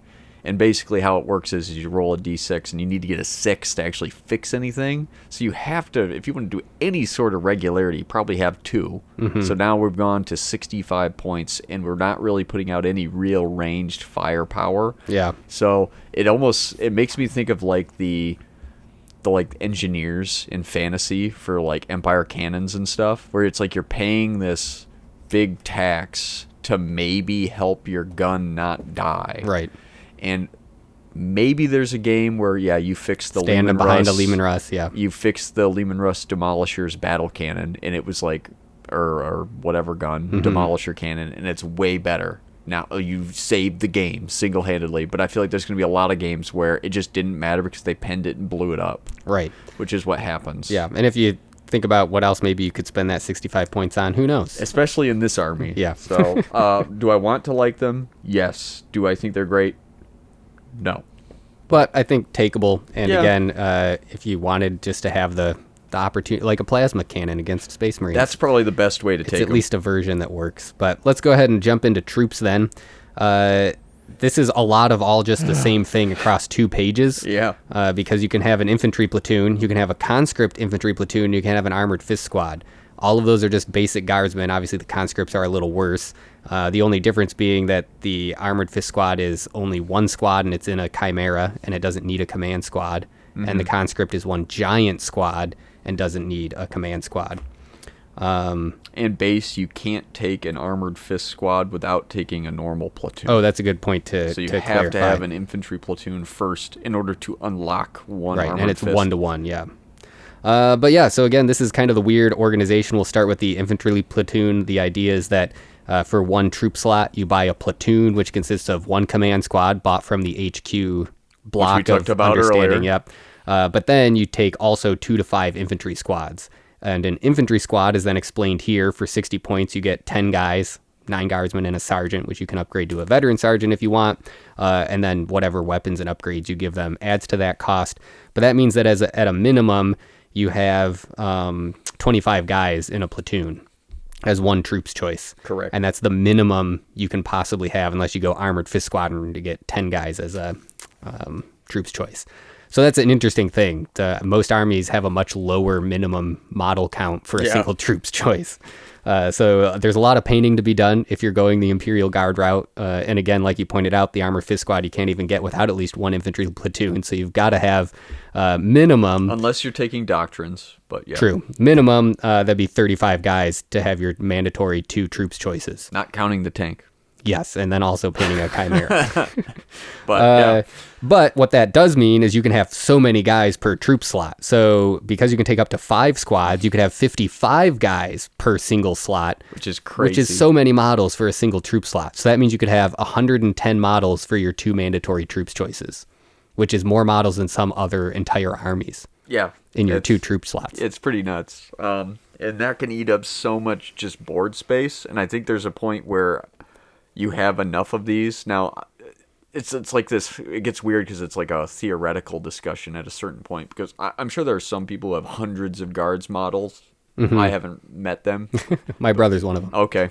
So maybe he's had the experience where it's like, I put down enough bodies, there's a point where it just doesn't matter anymore. Like, I'm going to just overwhelm you through sheer, like, you literally won't have enough shots. Right. Since these, even though you're buying it as a platoon, it's still 6 separate units, 5 infantry squads and a command squad that all operate separately, take separate morale checks for 25% casualties, et cetera, et cetera. So it just gets really hard to deal with. Now, individually, they're actually, I don't think that great. Now maybe that's a saving grace, because maybe if they were too good, maybe this could get the really spam out of of it, hair, out of our hair immediately. But essentially, just to go over it really quickly, there's 60 points for an infantry squad, the one that you have to take 2 of, and you get 10 guardsmen, and a sergeant can have a las gun or a shotgun or the CC pistol combo, and everybody else just has las guns. You can have 1 heavy weapons squad, which can have an autocannon, las cannon, mortar, or heavy bolter. And then you can have 1 guy not in a heavy weapons squad with a special weapon, which could be a melta, a plasma, a grenade launcher, or flamer. And then you can give them vox and stuff, or frag grenades, crack grenades, etc. And you can throw them in a chimera. So pretty much all the things you've seen before, but just you can have less of it. And they're your base guys, and they're fine. Yeah. Leadership 7 leaves a little bit to be desired, but that's where that leadership rule comes in, so you're hoping to be close to your officers. Or just upgrading your sergeant with the 6 points to get the leadership 8, and then who knows, maybe give him a power fist from the armory. Honestly, I don't know if... And he does get 2 attacks. I don't hate it. It's probably not worth it all the time, but I would say no, just because you're usually not wanting to be in close combat. So I think spending your points on preventing that from happening is probably more worthwhile. But you're probably right. But it is cool that you can do it on a 6-point or a 12-point guy. If you do happen to have that occur, though, I mean, theoretically, there's going to be, you get charged by Marines, and maybe they whiff some attacks, or you do super hot on your armor saves, and then your fist guy just kills 2, and then you randomly win a combat that you had no business winning. I also want to point out the remnants rule. Yeah. I don't know if you want to explain it, but it's a cool way to like fill out a few extra points here and there. If you're like, I don't know what to do. Yeah. Yeah, the idea is that you have to take at least that minimum 2, but then whatever is the last squad you take up to the 5th squad can have fewer than 10 models. The idea being that it's depleted from a previous battle, or maybe more guys had been added to this platoon from a platoon that got mostly wiped out. So that's the lore reason, but it essentially means you can have an understrength squad, which, is it a specific number? Is it like 4 and 8? 4 and 8, which is kind of... I guess that's the minimum realistic that it should be. And they can't have heavy weapons, but they can still have all the rest of the options, special weapons, Voxcaster, whatever, blah, blah, blah. And it still has the sergeant. So like you said, it can just be a helpful little pool of extra points to spend if you just need to fill out a few more points, or deduct a few points to get that extra armory item you wanted or something. You can drop a guy or 2 from your last squad. Cheeky way to get like a cheap flamer in. Or something too, to have like as a little backup squad behind maybe all your main big full ones, right? So Yeah, so that could be fun. I do think that, again, heavy weapons in infantry platoons doesn't feel that good because it just limits your mobility so much, and it's always nice to be able to move if you want to and not feel like you're sacrificing firepower. But as we keep saying, if you're in a defensive scenario and you know you're just going to be sitting there, it does give you the option just to get extra firepower. This is where it, again, is annoying that you're paying more points for a las cannon than a Space Marine does. Yeah, which just makes no sense to me with ballistic skill 3, but I'm sure it has to do with the 2 wounds situation. This is also a weird thing with how this works mechanically with a heavy weapons squad or a heavy weapons team, is it's technically 2 separate models, but in this era, they were being modeled on the same base, and you don't lose the heavy weapons ability to fire unless they both die. Right. So it's kind of like a 2 wound model, but they're technically separate models, so it's just kind of a strange... I hear you. Thing happening in the midst of, in between the rules as they're written in the main book. The conscript infantry platoon has a lot of the same options, but they just cost more. But you can still take a flamer, a grenade launcher. Really, those are the only options. But you can take a heavy bolter, missile launcher, or auto cannon as well. The difference here is you still have to take 2 to 5 squads of them. They're only 4 points per model now, though, so 40 points for a squad. But when you deploy them, all of those squads become 1 unit on the table. So that's now potentially a 50-man unit going around the table by itself. Yeah. That would take a long time to move, which could be kind of annoying in and of itself. True. So maybe consider some movement trays or something if you're going to do that. But I think the downside to this is the fact that in 40K 4th edition, you can't regroup if you're below 50% strength. Yeah. And so if you get down to 24 models, all of a sudden this still giant unit can no longer regroup, which would feel bad if they just run away with barely less than half of their guys left. But it's definitely a cool idea. They're only weapon skill 2, ballistic skill 2, and leadership 5, which is why they're only 4 points per model. But the fact that you can just get so many bodies for so cheap, this is 1 point more than a grot, I think. Yeah. And with better weapons, basically. Better weapons, better initiative, better strength and toughness. Yeah. But yes, worse ballistic skill. And they get an armor save. That's also true. So I think probably they arguably as good, if not better, I think, than grots for what they're trying to do, which is just be bodies in the way. Because of how leadership works too, can they share that to conscripts? Can officers? I don't think there's anything that would indicate otherwise. Okay, that's how I interpreted it. Any too. Imperial Guard unit within 12 inches may use his leadership for morale and leadership tests. So for me, this is blobbing, and you're just very conscious that you have to have an officer within nearby. 12. Yeah. So because you don't want these guys to rely on leadership 5 ever. Now, if you're doing the giant blob, it's going to take a lot of concentrated fire to get them to take the check anyway. Yeah. But they'll die fast. Yeah, that's true. Also worth noting, just like Armored Fist squads, you have to have 1 normal infantry platoon per conscript platoon that you take. I think they're really good. Yeah. Just efficiency-wise. Efficiency-wise, because of that low points cost. The thing that puts me off it is just how many models I'd have to paint. Yeah. And so I probably will never do it, but I love the idea of doing it. Yeah, it's this, and that's kind of a lot of infantry-based guard. It's like, man, that would be so cool. But then you like think about it and you do any sort of preliminary like thought, without just buying models. And you're like, yeah, this is going to be like 200 models. It's going to be a slog to paint. It's going to be a slog to move around the battlefield. Yeah. But next the up, pictures will be marvelous. It will be so cool. We have an Armored Fist squad next, which is identical to the infantry platoon, except it's just 1 squad and it's in a Chimera by default. So 60 points plus the cost of the transport. Yeah. Do you have anything else you want to say about that? Just that the Chimera I think is really good. It's armor 12 in the front, 10 on the sides and rear, which kind of stinks, but 12 in the front is great. That little bit of extra impervious to small arms fire. Yeah, I feel like 12 is where the break points of weapons needing to be dedicated anti-tank to be realistically threatening. That's where that hits. You can't just throw autocannon shots at this and expect to always pen it. 11, you can kind of be like, okay, I'm going to get pretty accurate glances and stuff. But 12, it's like, okay, now I'm really dropping my odds.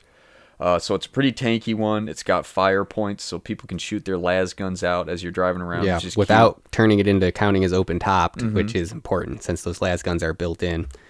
And you can hold 12, which I think is cute, so you can throw in those advisors and Yeah, stuff and still cart them theoretically around. if there's that command squad. Yeah.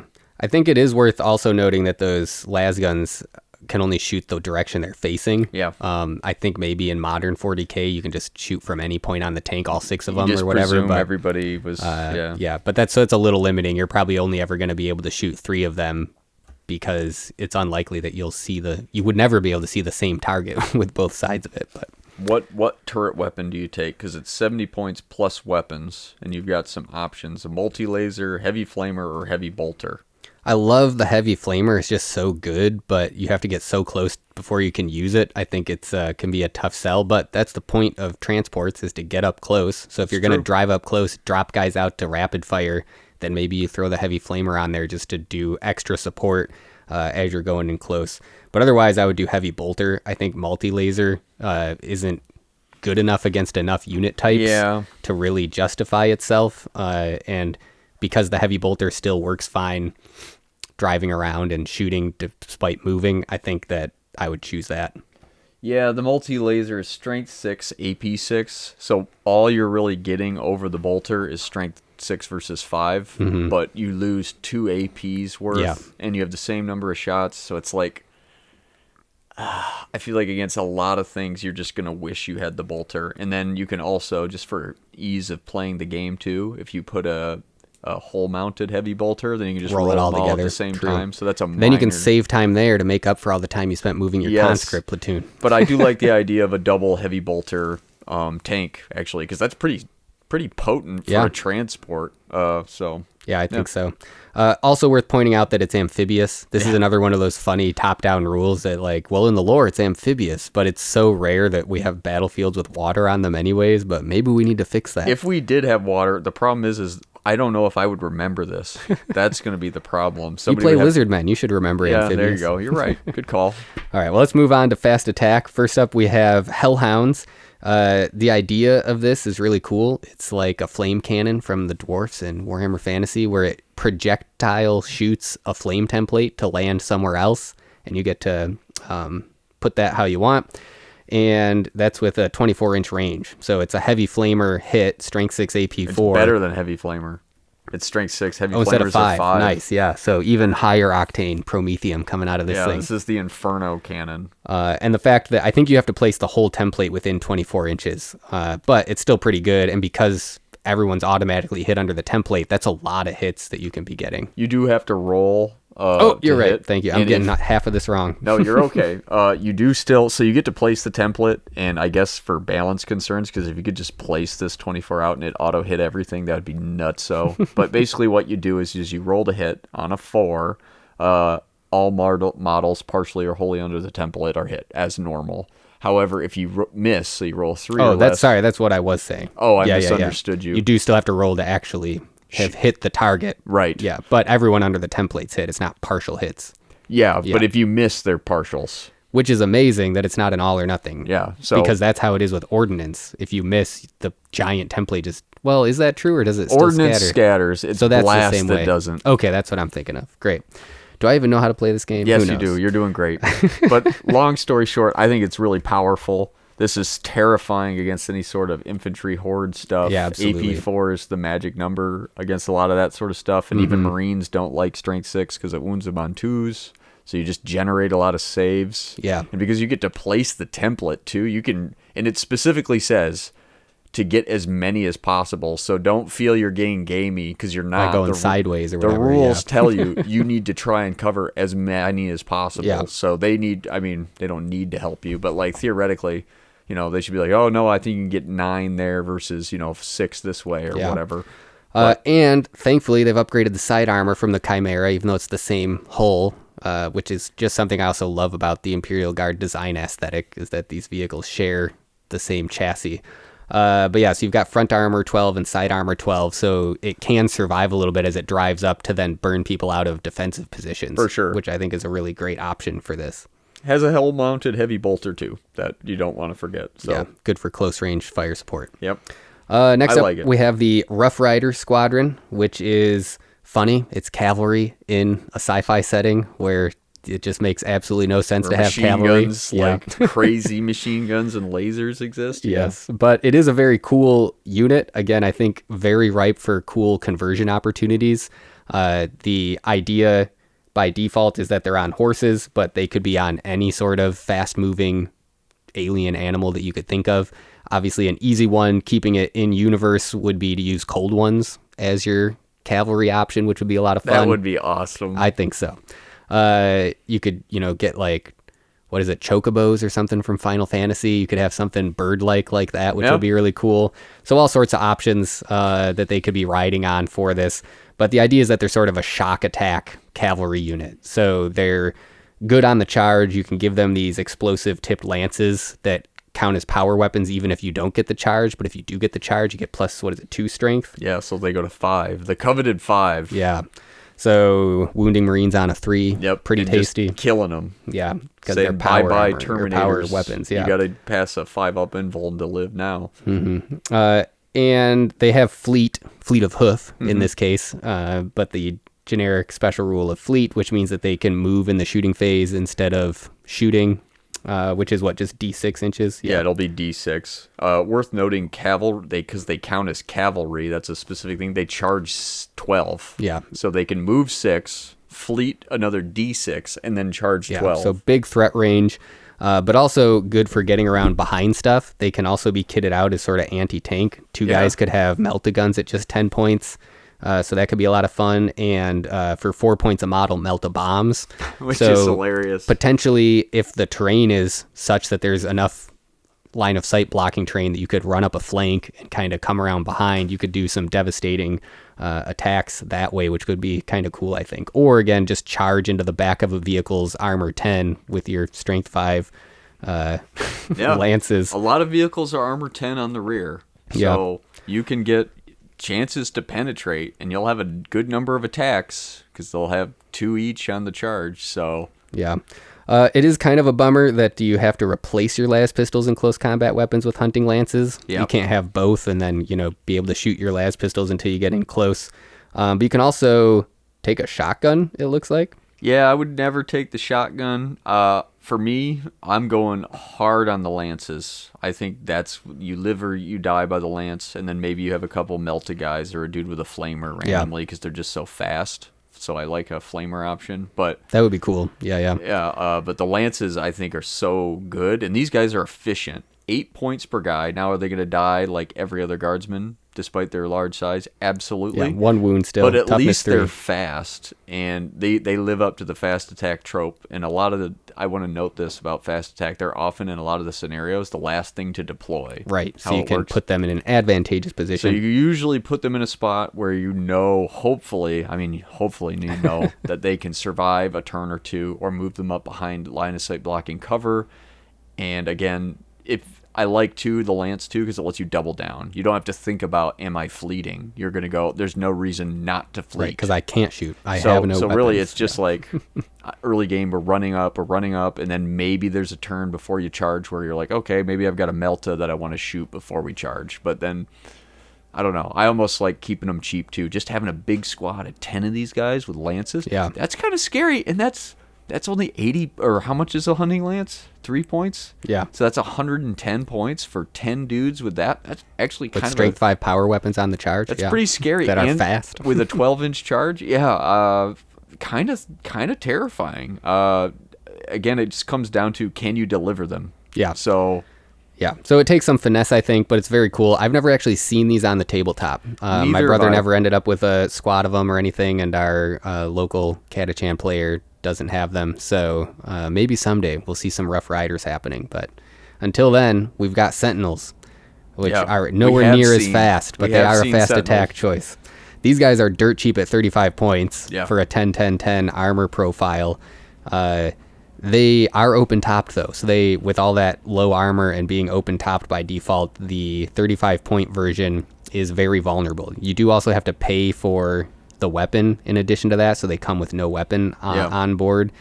And it's kind of cute. They've got different names. They've got Mars Pattern is the multi-laser. Armageddon Pattern is the las cannon, et cetera, which they didn't do with really any other options like this in the book, so it's funny that got included.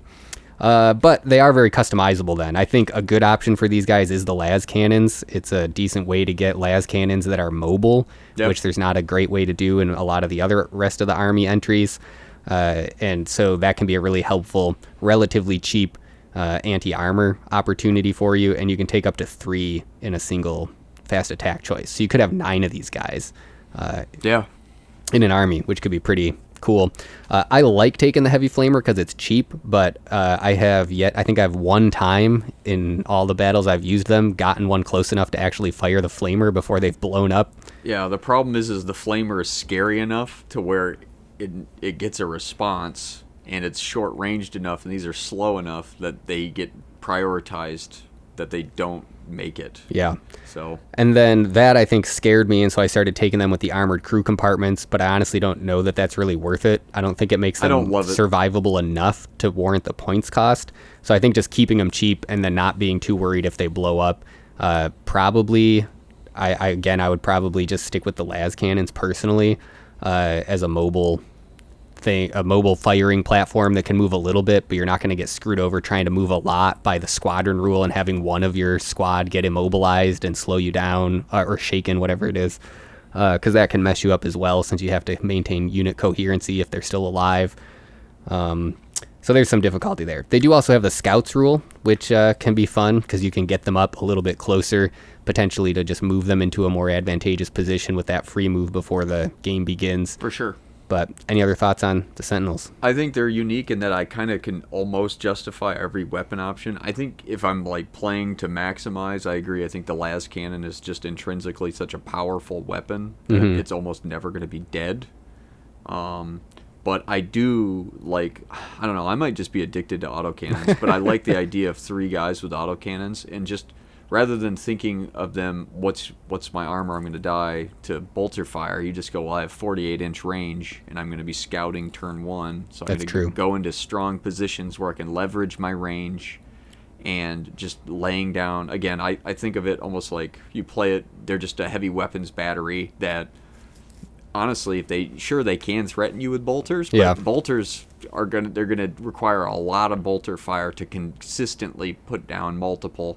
In the Mars pattern one, the one with the multi-laser, if you have 3, that for, what would that be? That'd be 45 points for 3 of them, multiplied by 3, so that's 135 points for 9 shots that are strength 6 at 36-inch range. I could see that being good. If generates a lot of saves. That's just a lot of shots, and in certain matchups, that's probably pretty terrifying. But yeah, I agree with you. I think the safe bet is just say las cannons. Whatever I point at, it does damage. But you're right. It is the extra shots matter with the ballistic skill 3, I think, and so that can help hedge your bets. Whereas the las cannons, you're only rolling 3 of them. Yeah, and then it's easy to miss. And they're 3, a little cheaper. They're a little cheaper. You can get, so if you're not like, you don't think it's going to be like big heavy tanks. Yeah, you know, an autocannon is still strength 7, so you can threaten, still punch through some rhinos in the front. I will also say these are just some of the coolest models. I absolutely love the style of the legs on these, and they just feel just so cool, classic sci-fi. Yeah, very, very cool models. Very bummed that they are superseded by whatever that new Sentinel version that they made. They have a new Sentinel? Yeah, it looks not as cool. And of course it's bigger. Of course it is. Yeah, no, but I think they're playable. They're fine. Yeah, I think they're a great option. I think how cheap they are is kind of what makes them viable for me. Yep. Next up, we have heavy support with heavy weapons platoon, which is, again, back to our weird organization. You have to take a command squad and then from 1 to 3 support squads. These are drawn from that list of support squads under the HQ choice. It's funny that they name them those different things. You've got the fire support and the anti-tank support and the mortar support as these separate names for just the different weapon options that you can take. This is a good way to get a bunch of heavy weapons all together, and again, the fact that they're 2 wounds per model, again, like we said, it's kind of weird how that works. You can make a really powerful fire base. I mean, you could have 9 las cannons for this single heavy support choice here. Yeah, if when you say did it like that. Yeah. Wow. Or, take all heavy bolters, and that's a lot of heavy bolter rounds going down range. That's a lot of shooting. Yeah. I think this is the way to take lots of heavy weapons in this book, just because you can commit to whatever your identity is, and then you're not having the will I, won't I move, will I, won't I get to shoot at my target, that it's best for me, and then waste options. Yeah. Way better this way, I think, than in the infantry squads, etc. I don't think mortars are particularly great in this edition, but I like the idea that I can have many. And in certain scenarios, I just want to call this out because not a lot of people get mass indirect fire options. Right. You can just hide them behind line of sight blocking terrain and just bombard and hope for pinning checks and things like that. So I think it's pretty unique and very themey too. When I think of like humans fighting and dense terrain, the mortar comes to mind. Absolutely. Lay down the barrage to cover your advance. So I love this option. I think this is, if I'm taking heavy weapons and I'm going infantry skew to kind of identify that, I'm leaning into this. So yeah, absolutely. Next we have the 2 flavors of the Leman Russ battle tank, which is the regular battle tank and the Demolisher. Yep. So the idea with the Demolisher is it's sort of the siege version of the regular Leman Russ battle tank with slightly better armor. It's got +1 on the side and rear, which could matter in a lot of cases. Especially the side, going from 12 to 13. Makes it quite impervious. You are paying only 10 more points for that, which is surprisingly cheap. But both of these tanks, I think, obviously suffer from being only ballistic skill 3, which is kind of tough. But let's start with the original Leman Russ. It's got the battle cannon, and then it has 3 additional weapons, a hull-mounted option and 2 sponson-mounted options. Yeah. What do you think? I think it's fantastic. The battle cannon is strength 8, AP 3, ordnance blast. So that's just a series of numbers that makes Marines sad. And if it makes Marines sad, it makes a lot of things sad. And it's a 72-inch range on that, by the way. One of the few. There's a lot of 48s on there around in this game, but 72s are pretty rare. So this is, the battle cannon is never really going to be out of range. Very seldomly.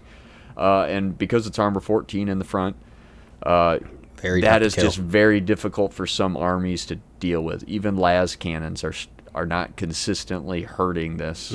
So you need lots of them, or you need to get into melee or get to the side armor. That's really your only hope. As for the options, I don't know. I feel so mixed up because you can't shoot the ordnance gun and all those other things. So you have to make this choice whenever you fire of, am I just going to shoot the battle cannon, or maybe there's an opportunity when it's better to shoot a las cannon than 2 heavy bolters. Right. Those probably do exist. Because, again, the battle cannon, being ordnance, can scatter pretty regularly. You only hit direct hit on basically a 5-up because there's 2 direct hits on the scatter die. So you think about that, it's much less consistent, probably is a good way to put that. Yeah, and against something like Space Marines that have smaller squad sizes, you're less likely to hit something after the scatter. Yeah, maybe you only clip 1 or 2 dudes, whereas the las cannon and the triple or the double bolters, heavy bolters, maybe you just pick up more bodies more consistently. So I guess if you don't know what you're fighting, you're making a take all comers, I could see those being worth it. However, I also think it's totally viable to just say, I'm going to shoot the battle cannon every turn and save my points. And then maybe add on some vehicle upgrades like extra armor and stuff, or protected treads or whatever. Right, because it is worth pointing out, you don't have to take sponsons. That's completely optional. You do have to take a hull-mounted weapon. Take the hull. Okay. Then I'd maybe just do the bolters. But at 5 points, that's such a cheap heavy bolter thing for the front. This is the cheapest way to get a las cannon in the book at only 15 points. Every other way to do it is 20 points on a sentinel. It's 25 in a heavy weapons squad. So I guess it's because if you do take it, it's an opportunity cost in shooting it. So that does make sense. But yeah. Then the Demolisher is essentially the same, just with different options. So you get the Demolisher cannon, which strength 10, AP 2. Yeah, so just more powerful. However, only 24-inch range. So shorter range. Again, that's the siege idea, that they're driving right up to the bunker to do some bunker busting. So this will have situations, depending on when it's deployed. Often heavy supports have to deploy first in a lot of scenarios, where you put this down probably early on-ish into your deployment, and the opponent goes, okay. And then a lot of things go far away from that. Or maybe the things that can deal with it go closer. Right. All the las cannons. So you just got to keep that in mind, where I think this is statted pretty aggressively, just intrinsically because of how deployment works. Draw fire, and you might have a turn, maybe turn 1, you don't have a target for the Demolisher cannon. So just be aware. Yeah. But you do have a couple other cool options here. The hull-mounted options are the same, but for the sponsons, you can take multi-meltas or plasma cannons. Which are that's Yeah. absolutely nutty. I love Also, it. heavy bolters still and heavy flamers, but let's focus on the plasma cannons and multi-meltas. Yeah, This is the only other way besides the gun servitors to get plasma cannons, and the fact that those are large blast they're AP3. just normal blast, but still, Oh, sorry. Wow. you're good. Was I playing that wrong? I don't think so. They're Trying to normal think with my blast. witch hunters if I ever did large blast with my gun servitor. It's fine, I don't remember. It's been too long. but it's a blast weapon regardless. That's Either strength way. 7 AP2. Yeah, so great way to kill Marines, and because it doesn't scatter, obviously you're still only hitting on 4 or better, but the lack of scatter means that you can potentially get more hits than you might even with the larger blast template from the ordnance gun. And multi-melters are fun. I just don't know that how often. I guess with this, you are trying to get close-ish, but are you ever going to get close enough for that to be worth it? I don't know. My problem is they have the same range as the Demolisher cannon. So I have to ask myself, do I want to pay 30 points to shoot something that's good against vehicles, but the Demolisher cannon is good against vehicles? Oh, true, because again, you have to choose between them. Yeah. So it's like, I And guess I forgot this is, multi-meltas are more range than a regular. yeah, they're melta. 12 or Yeah, 24, so they're the same. So it's like I have to choose. So it's like this has to be better in this situation. The plasma cannons make more sense just got to range considerations. There might be times when the Demolisher cannon is literally getting ranged out. Yeah. Maybe late game, its targets are just not nearby. Yeah, that's the plasma true. cannons and things can contribute. Mm-hmm. However, the multi-meltas are in the exact same range bracket, and they're skewed, I would say, to dealing with heavy infantry and vehicles. Yeah. Which the Demolisher cannon also does doing, well. yeah. So you're is choosing this between better? Yeah. I think I would just rather save 30 points and just shoot the Demolisher cannon, which has, I think, higher upside. I would say higher upside most of the time. Yeah. But Yeah, I'd still take the plasma cannons for the flexibility. sure. I think that's Yeah. the best, and it's cheaper than the multi-meltas. Right, so, which is interesting. eh. And then finally, we have the Basilisk, which is hilarious that it has a 120-inch range on the Earthshaker cannon. Yeah, I love that. Yeah, and it How goes up many to feet is that? Is that 10 feet? That's 10 feet. it goes up to a 240-inch range if you take the indirect fire upgrade 24 with feet. a minimum range of 36 inches then, which is basically pointless in a normal 40K game. But Fun to think about yeah. for the hypothetical apocalypse game. exactly. And again, you can see the top-down design here where it's like, well, it's this giant artillery piece. It almost doesn't make sense for it to be on the size of battlefield Right. It that shouldn't is even a be 40K here. battle. Yeah. So I like that they kind of committed to that. But it is cheaper than a Lehman Russ at only 100 points, and the Earthshaker cannon is still quite powerful. Yep. It's Strength 9 AP3 Ordnance 1 blast. So if you're just wanting that and you think you can protect it by hiding it, behind some other stuff, or you're taking that indirect fire thing, this could be a cheaper way to get the powerful large blast template. Yeah. No, I like it a lot, actually. The only thing I'm conflicted by is because it's a obviously lighter vehicle. It is 12 armor in the front, so it's not like easy to take out in the front. But if you don't take the indirect fire, you can't just hide it behind a building like you can the mortars. Right. I mean, you can if you pay for it, but then you have this huge minimum range. So unless you're parking it like Way in the corner and shooting at the other end of the board. Yeah. So I don't know. I want it to be able to do more of the indirect fire without as much of a penalty. So I think this would be so cool in one of those crazy big games where you really won't feel the negatives. But I don't know. I really like it, but a Lehman Russ does almost the same thing and is way more survivable. But from a theme perspective, I think I like the Basilisk more, actually. Yeah. And it's a cool model, just this mobile artillery piece, again, on the Chimera chassis. And I want to clarify, this is not bad either, because as you noted, it's still a 10-foot range, so you can park, and it's a vehicle, so it's not going to flee. You can park it on the back of the longest sight line you have and just leave it there. Yeah. And it's going to shoot at whatever is on the table, no matter what, and it's a strength 9 against strength 9. Holy crap. So it threatens vehicles. And it's an ordnance weapon, so if you hit, it's 2d6 pen, pick the highest. So it's scarier than a las cannon. Yeah. So a lot of fun. I mean, it could be cool to do a scenario where these actually are off battlefield. What's the term for that? Off Off-site map artillery. That's the off-map artillery. Yeah. But have it like, set up a little side table and that's your artillery emplacement, but then give the enemy the opportunity to be doing like strafing runs. Do an ambush. Or maybe there's, like a little mini game happening over there where they're trying to infiltrate to do demo charges on it. That would actually be so hyped now that you say that. That would be cool. Have a little 4x4. Exactly, like set away from it, but then you measure the range from the 4x4. Exactly. Yeah. That would be super cool. That would be awesome. But yeah, that brings us to the end of the army list proper. As usual, we're not going to cover the special characters. If you really want us to, let us know in the comments and we will do that. But overall, I think there's some good variety in this list. A lot of the stat lines aren't impressive, but again, it's the numbers that are impressive. And then a lot of the armored vehicles really just bring some power that I think is lacking in the infantry individually. But again, it's sometimes quantity over quality here in this list, I think. But let's roll into the regimental doctrines. I think we'll go through this a little bit quicker, maybe not hit every single thing, because this episode is already over 2 hours long. Yeah. But before we go into each of them, I want to talk about how it just kind of works. Yeah, please if you are to do this. So you get 5 doctrine points. So that means you can buy 5 things if you're creating your own custom regiment, right? They're from some home planet. First off, this locks a bunch of troops behind a paywall, and you have to buy them back via the regimental doctrine. So that if you're using these rules, I would just say you're leaning into a theme. Keep that in mind. Otherwise, if you're not sure what you want to do, just play the base list because it's got a ton of variety. More flexibility. Yeah. But yeah, I think to your point, if you know what you want to do, giving up a lot of these restricted troop types isn't a loss because you weren't going to take them anyways. Right. So I just want to read those. That's a priest, the protect priests. So the fixers, sanctioned psychers, stormtroopers, rattlings, rattling squads, Ogren squads, special weapons squads, conscript platoons, rough rider squadrons, and heavy weapons platoons, notably. Wow, yeah. I can't believe they locked that, but they did. They did it.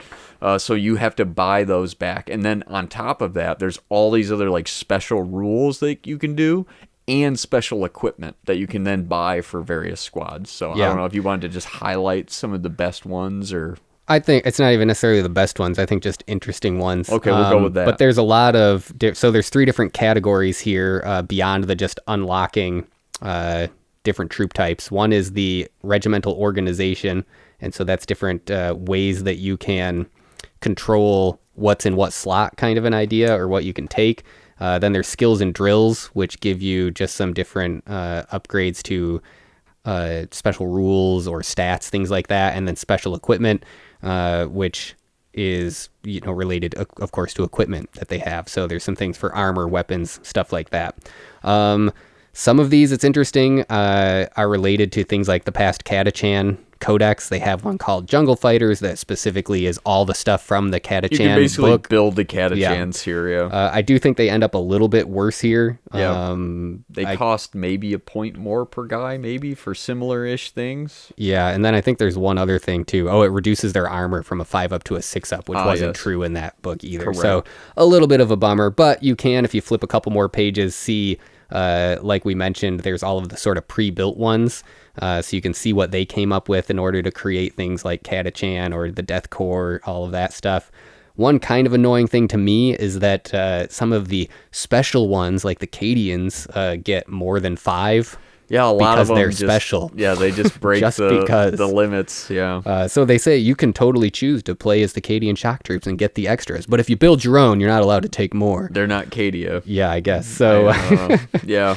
So that's kind of a weird thing, but I love the opportunity for customization here, and I think it's cool just to be able to sort of dream what would make my regiment a little bit unique based on the world they come from or the battles that they fought, different things like that, and you can come up with that. So with the regimental organizations, you've got drop troops, grenadiers, and mechanized, which just means that you can get more drop. Deep striking guys with drop troops. Deep strike, yep. Grenadiers lets you take stormtroopers as troops, and then mechanized lets you just take more of the chimeras. Everybody has to be in a chimera, and you ignore that restriction we talked about earlier. Fist squads. Yeah. So that could be a lot of fun. Obviously, something like Steel Legion, that's their shtick, is that they're this mechanized legion. So you can do that. Some of these you'll notice also do have restrictions. So, for example, mechanized can't be combined with warrior weapons or light infantry. Some of that's a little themey. Some of that's a little like the light infantry. It makes sense. You're not going to put your light infantry in a mechanized platoon. Right. Those are mutually exclusive ideas. But the warrior weapons, maybe that's just too powerful, where it's like you have all these close combat kitted out guys rushing in chimeras. But sure. In skills and drills, there's a lot of different cool ones. Were there any that you wanted to call out?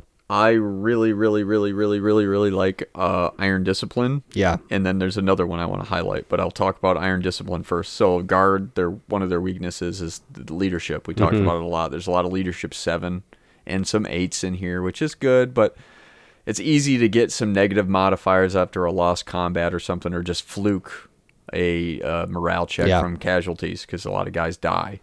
And then you don't rally because you're below 50% or whatever. This laughs at it. So basically, any unit using the leadership characteristic of an officer or senior officer with the Iron Discipline ability for morale or pinning ignores the -1 modifier for being under half strength, and notably can still regroup even below half strength. Especially with those conscripts. And this is only 5 points for the officer. I want to note that down. A lot of these abilities you pay per squad. This you just have to do it on one guy, and then it affects everyone that he's basically doing talking his leadership to. thing. Yeah. So this is effectively cheap to, I feel like, make your army way more likely to not just have run off the board syndrome. Sure, you'll have some situations where, I don't know, you'll have a squad of 4 rally and like woohoo, but it might, in that 4, maybe there's a special weapon, like they're usually the last guys you take off anyway.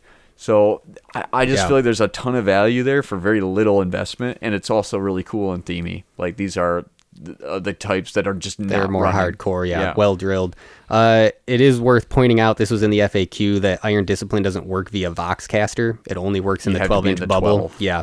But still very good. Definitely one of my picks as well.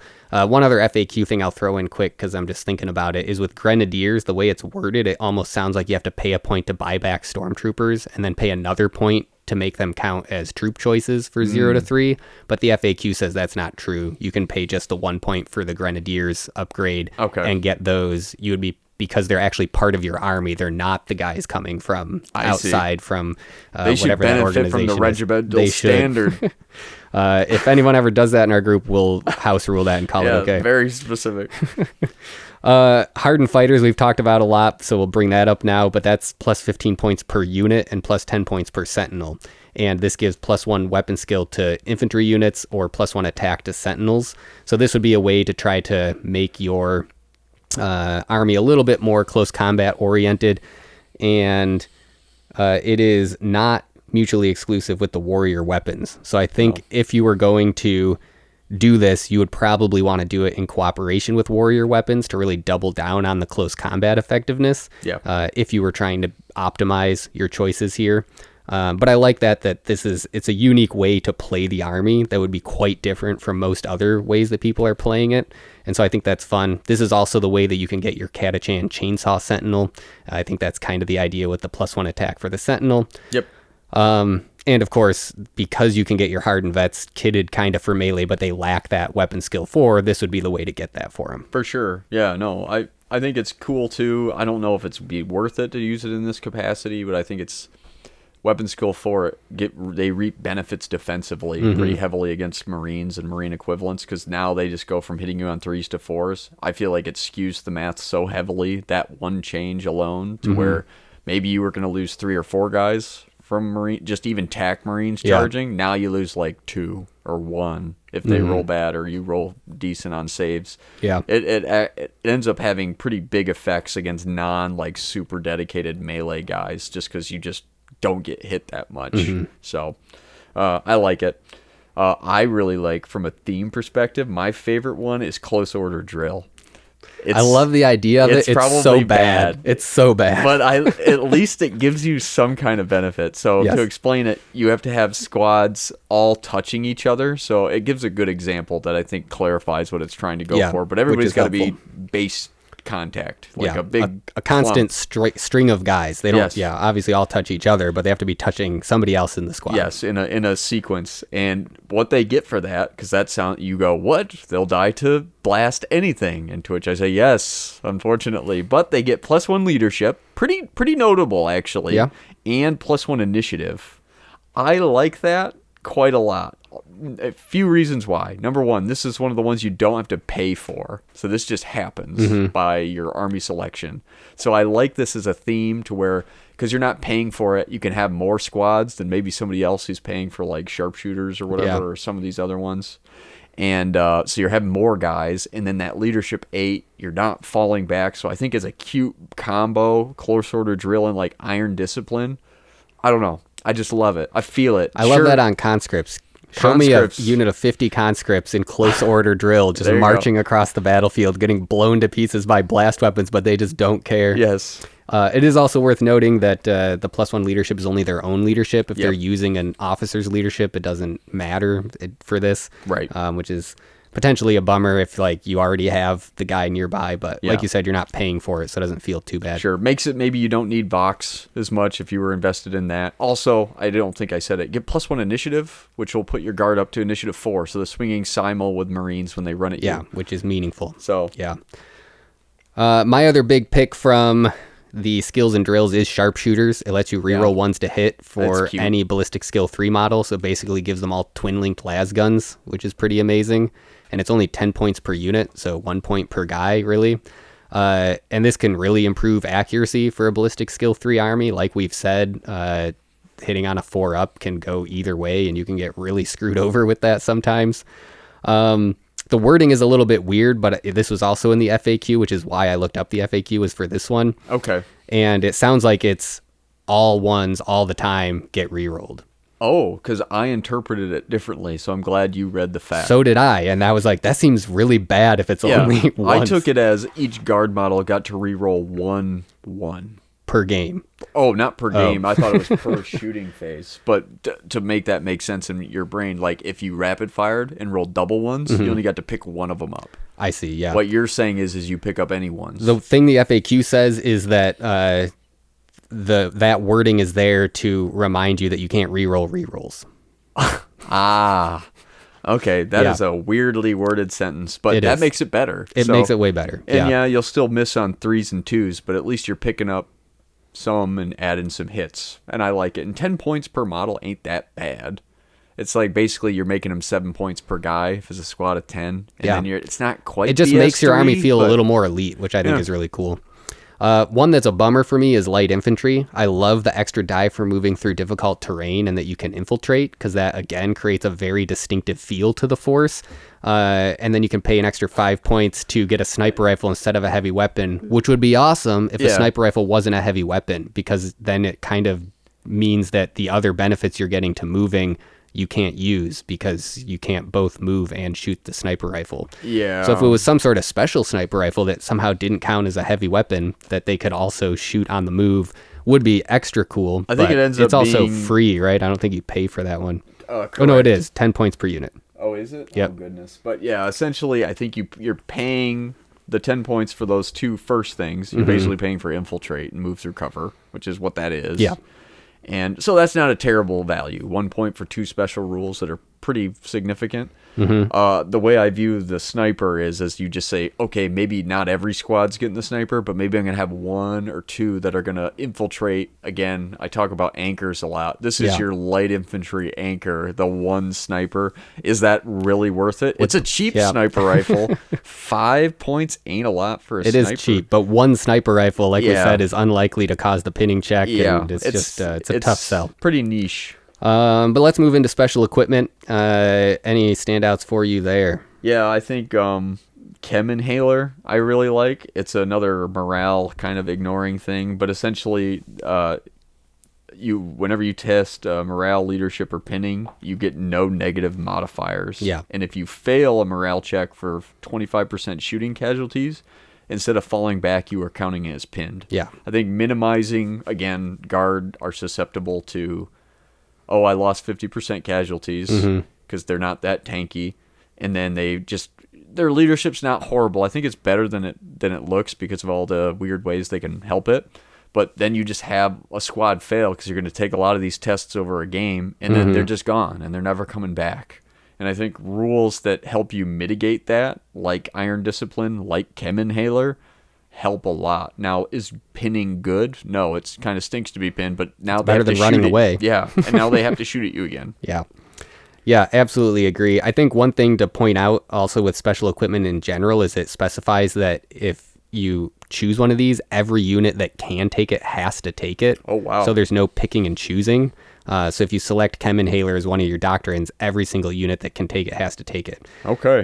So I think the downside of the special equipment is that in some expensive. cases you wouldn't necessarily want to because it adds up. But I think some of them are still worth doing.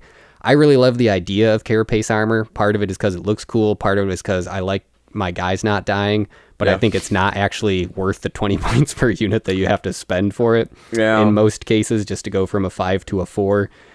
So that's a little bit of a bummer. It also kind of sucks that you can't take it for jungle fighters just to try to get back to that 3rd edition Catachan book where they still had a 5-up save. Yeah. But I think that's okay. The warrior weapons, I think, is kind of the standout one here because, again, it's a little weird since every single unit with a las gun has to replace it with a las pistol and close combat weapon because of that ruling. Or a pair of close combat weapons, and that's 2 points per model. So could be super cool if you really want to go all out and just be charging across the field of battle. This would let you use priests more effectively because any unit they're in kind of wants to be in combat anyways. Yep. But yeah, what do you think? Anything else you'd pick here? Cameline is cute. It's probably better than I think it is because getting bonuses to cover saves is usually Keeps good. your guys alive. Yeah. I want to like Cyber Enhancement, but it's too expensive. It's 20 points per unit, and you get it a 6-up invuln on Rough Riders and Guard Infantry. Yeah. If that was like a 6-up Feel No Pain or something, although that would be worse. It might be better in some 6. I don't know. I just don't think it's worth it. It needed to be It's up-tuned. expensive. Yeah. Or cheaper. A 5-up or something. Yeah. It's just a little... One weird thing about that restriction we talked about is Cyber Enhancement. For example, you can choose to have it only on all Rough Riders or only on all Guard Infantry, since it's 2 different categories that it could go on. So it's kind of a weird thing. Maybe that would be fun on... Is that even... But the thing is, because it's so... I would maybe put it narrow. on Rough Riders because then you can keep it cheap. Yep. And you're not going to have that many of them, but it also helps their survivability. Yep. Because they're a bullet magnet. Sure. So I could see it for that. But yeah, I think that kind of wraps up the doctrines. I did want to quickly share the ones I would choose for my guard regiment, which I don't even have a full 1,500 points of at this point, despite having started it as a high schooler. And reviewing, though, again, your theme is kind of medieval inspired. Yeah, feudal guard. I have expanded it recently. Last year I added a Chimera, a Salamander scout vehicle that we would have to use 3rd edition White Dwarf rules for, but do exist. It's just more like a even lighter Chimera that can turbo boost. Oh, cool. Which is pretty sweet and is open topped. Had a ton of fun making that model. It feels like a little diorama because it's open topped. So you've got like the guys in the back, like the scout dudes. I have a guy with like a telescope because they're feudal guardsmen. Right. Things like that. His eyeglass. But yeah, so that's my custom regiment. They're called the Kingdom of Rideau, which I'm sure I'm not pronouncing that right, but that's Welsh for rust. And so this came out of when I was making my warband for a Necromunda campaign a long time ago, and there was this tech priest from this place, and that was what it was kind of built around. And so it was very grimdark, Blanchitsu, rusty vibes. So tech that's priest, where I came up with the idea there. But so that's the name of it. And if you're Welsh and you can tell me how to pronounce that, let me know in the comments. There you go. But what I chose for them is sharpshooters. Okay. I've wrote little descriptions justifying each of these. So infantry squads are often raised from the kingdom's outland hunters, expert shots with any weapon. So that justifies that idea. Rough Riders, Cold One mounted knights carrying on the knightly traditions of the world, vie to remain relevant in the face of the new imperial technology. I took hardened fighters. Some knights have adopted the new tech and now ride sentinels with auto lances, still trying to carry on the knightly tradition of the world as they adapt to imperial rule. So I imagine the Rough Riders and the sentinel pilots are like always out competing each other, trying so to that's prove that specifically for the Sentinels. to get the Sentinel thing. Okay, so it's less for weapon skill for infantry. Correct, and I'm not taking the warrior weapons with it, so I'm sure this is very not optimized combination of doctrines, but it's cool, and what's kind of in my mind for the feel and look of the army. Iron discipline, the long martial traditions of the world run deep, and the nobility hold powerful leadership over their subjects.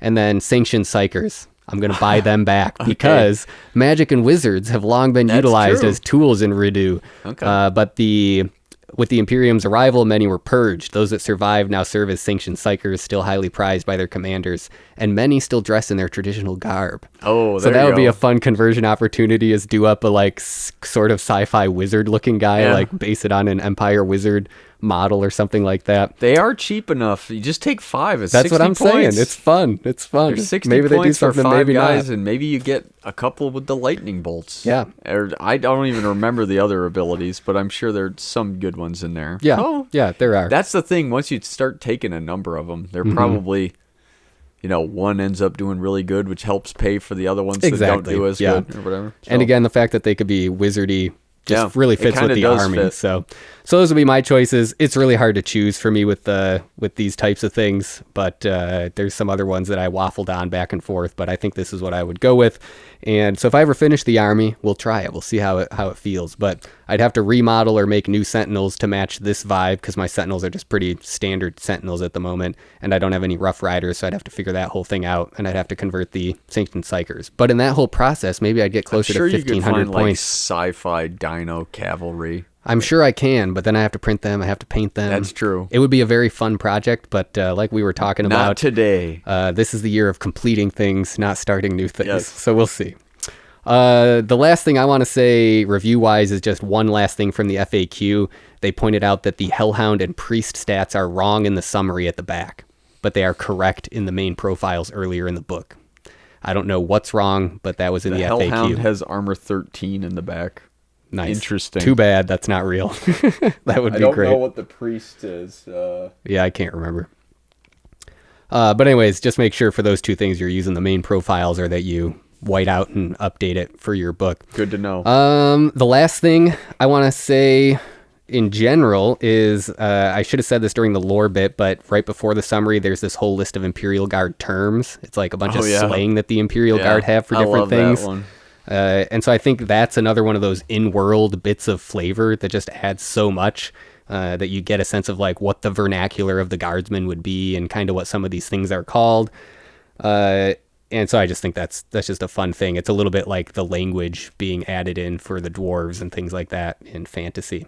Yeah, it takes you in. It makes it feel a little more real, because there's some real-ish sounding terms. Yeah. Like they kind of have a lot of slang, as you were saying. You can call the melt-a-gun a cooker. Yeah, like that just feels real. Yeah. You know, like you don't call it by the real name. You don't call it a melta. Who would call it a melta? Yeah, it's a cooker.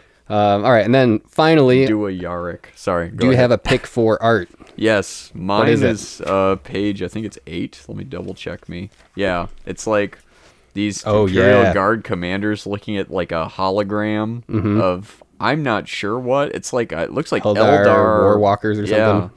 Eldar Titans maybe. Oh, that could be. And they've got like what looks like a tech adept plugged into it. There's like another guy plugged into the wall, but then kind of dominating the scene in the center is what looks like a really impressive commissar, and then to his left is like what I presume is the overall commander, the heroic senior commander. Yeah, and I just kind of like this. This is just very 40K for me. Yeah, there's like, it's very spooky, and like I would not want to be in this room. Yeah, so many tubes and skulls everywhere. Yeah. And I love how grotesque the two servitors on the left are, and how they're just being ignored. Yeah, by they're just the other like people. Whatever. They're but just then, computers. Yeah, the normal guys are like seemingly discussing what I presume is something they're going to be entering battle with. How do we kill these things? Yeah, I don't know. I just really we have one platoon of conscripts. Just throw them at them.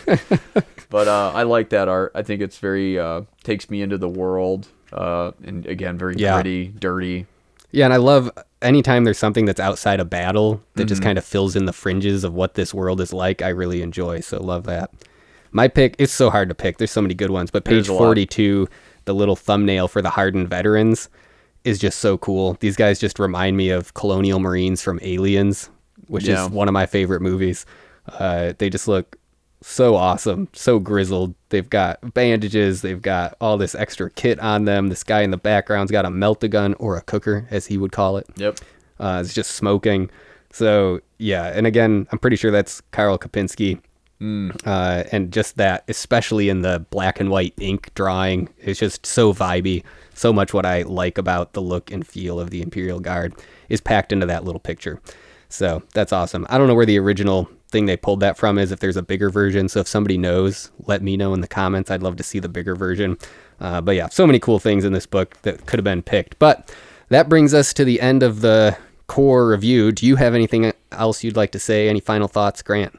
I guess just that I think this is, other than a few little gribblies, probably one of the better codexes from this era. Agreed. Just in diversity of options and ability to make cool lists and that feel yours. Doesn't feel sterile at all. And I think as time went on, that's where 40K went wrong for me, as it became sterile. Everything felt the same. And this is not that. This is like the Chaos book we just reviewed, I feel like, in that it's a lot.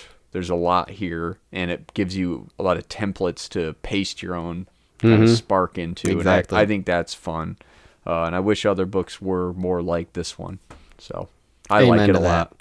Yeah, if you've got an impressive guard army, link us to your Instagram or wherever we can see it in the comments. We'd love to see what you've come up with. Show me the 200 infantry models. Yeah, we want to see the hordes. We want to see the cool custom conversions if you have something like that. But yeah. Are you a tread head, Cam, or are you an infantry guy? At heart, I'm an infantry guy, Me too. but at head and how much I want to paint, I just don't finish my guard army. That's fair. Okay, I think I'm right there with you. Yeah, it's tough. I was just curious. We'll see. But yeah, the infantry horde is very much my vibe, for sure. Definitely. All right. Well, yeah, let us know in the comments if you have other ideas, what you want us to cover, things to review, game systems to review. Yeah. Like we've said before, if you want us to finally get our Hail Caesar stuff done and on the table, we can do more of that. Please tell me to do that. Yeah, we need motivation. I did finally finish my Muskets and Tomahawks 15mm French, so I do think that my Romans for Hail Caesar are next on the docket. After maybe I paint the Burna Boys for our 40K campaign, but we'll see. Okay. If I feel I want to do. I got to do a bit more for Night Lords for 1500 point round, and then it'll be a bit of BattleTech for a little bit. I'm hoping that doesn't take too long, and then as far as I know, we're full sail on Celts. So beautiful. I hope. Can't wait. Yeah. It's going to be great. All right. Well, that concludes this episode, our review of the 4th edition 40K Imperial Guard Codex. Hope you enjoyed it. And if we got anything wrong, let us know in the comments. Yeah. But otherwise, until next week, this has been Refused Flank. Bye. Bye.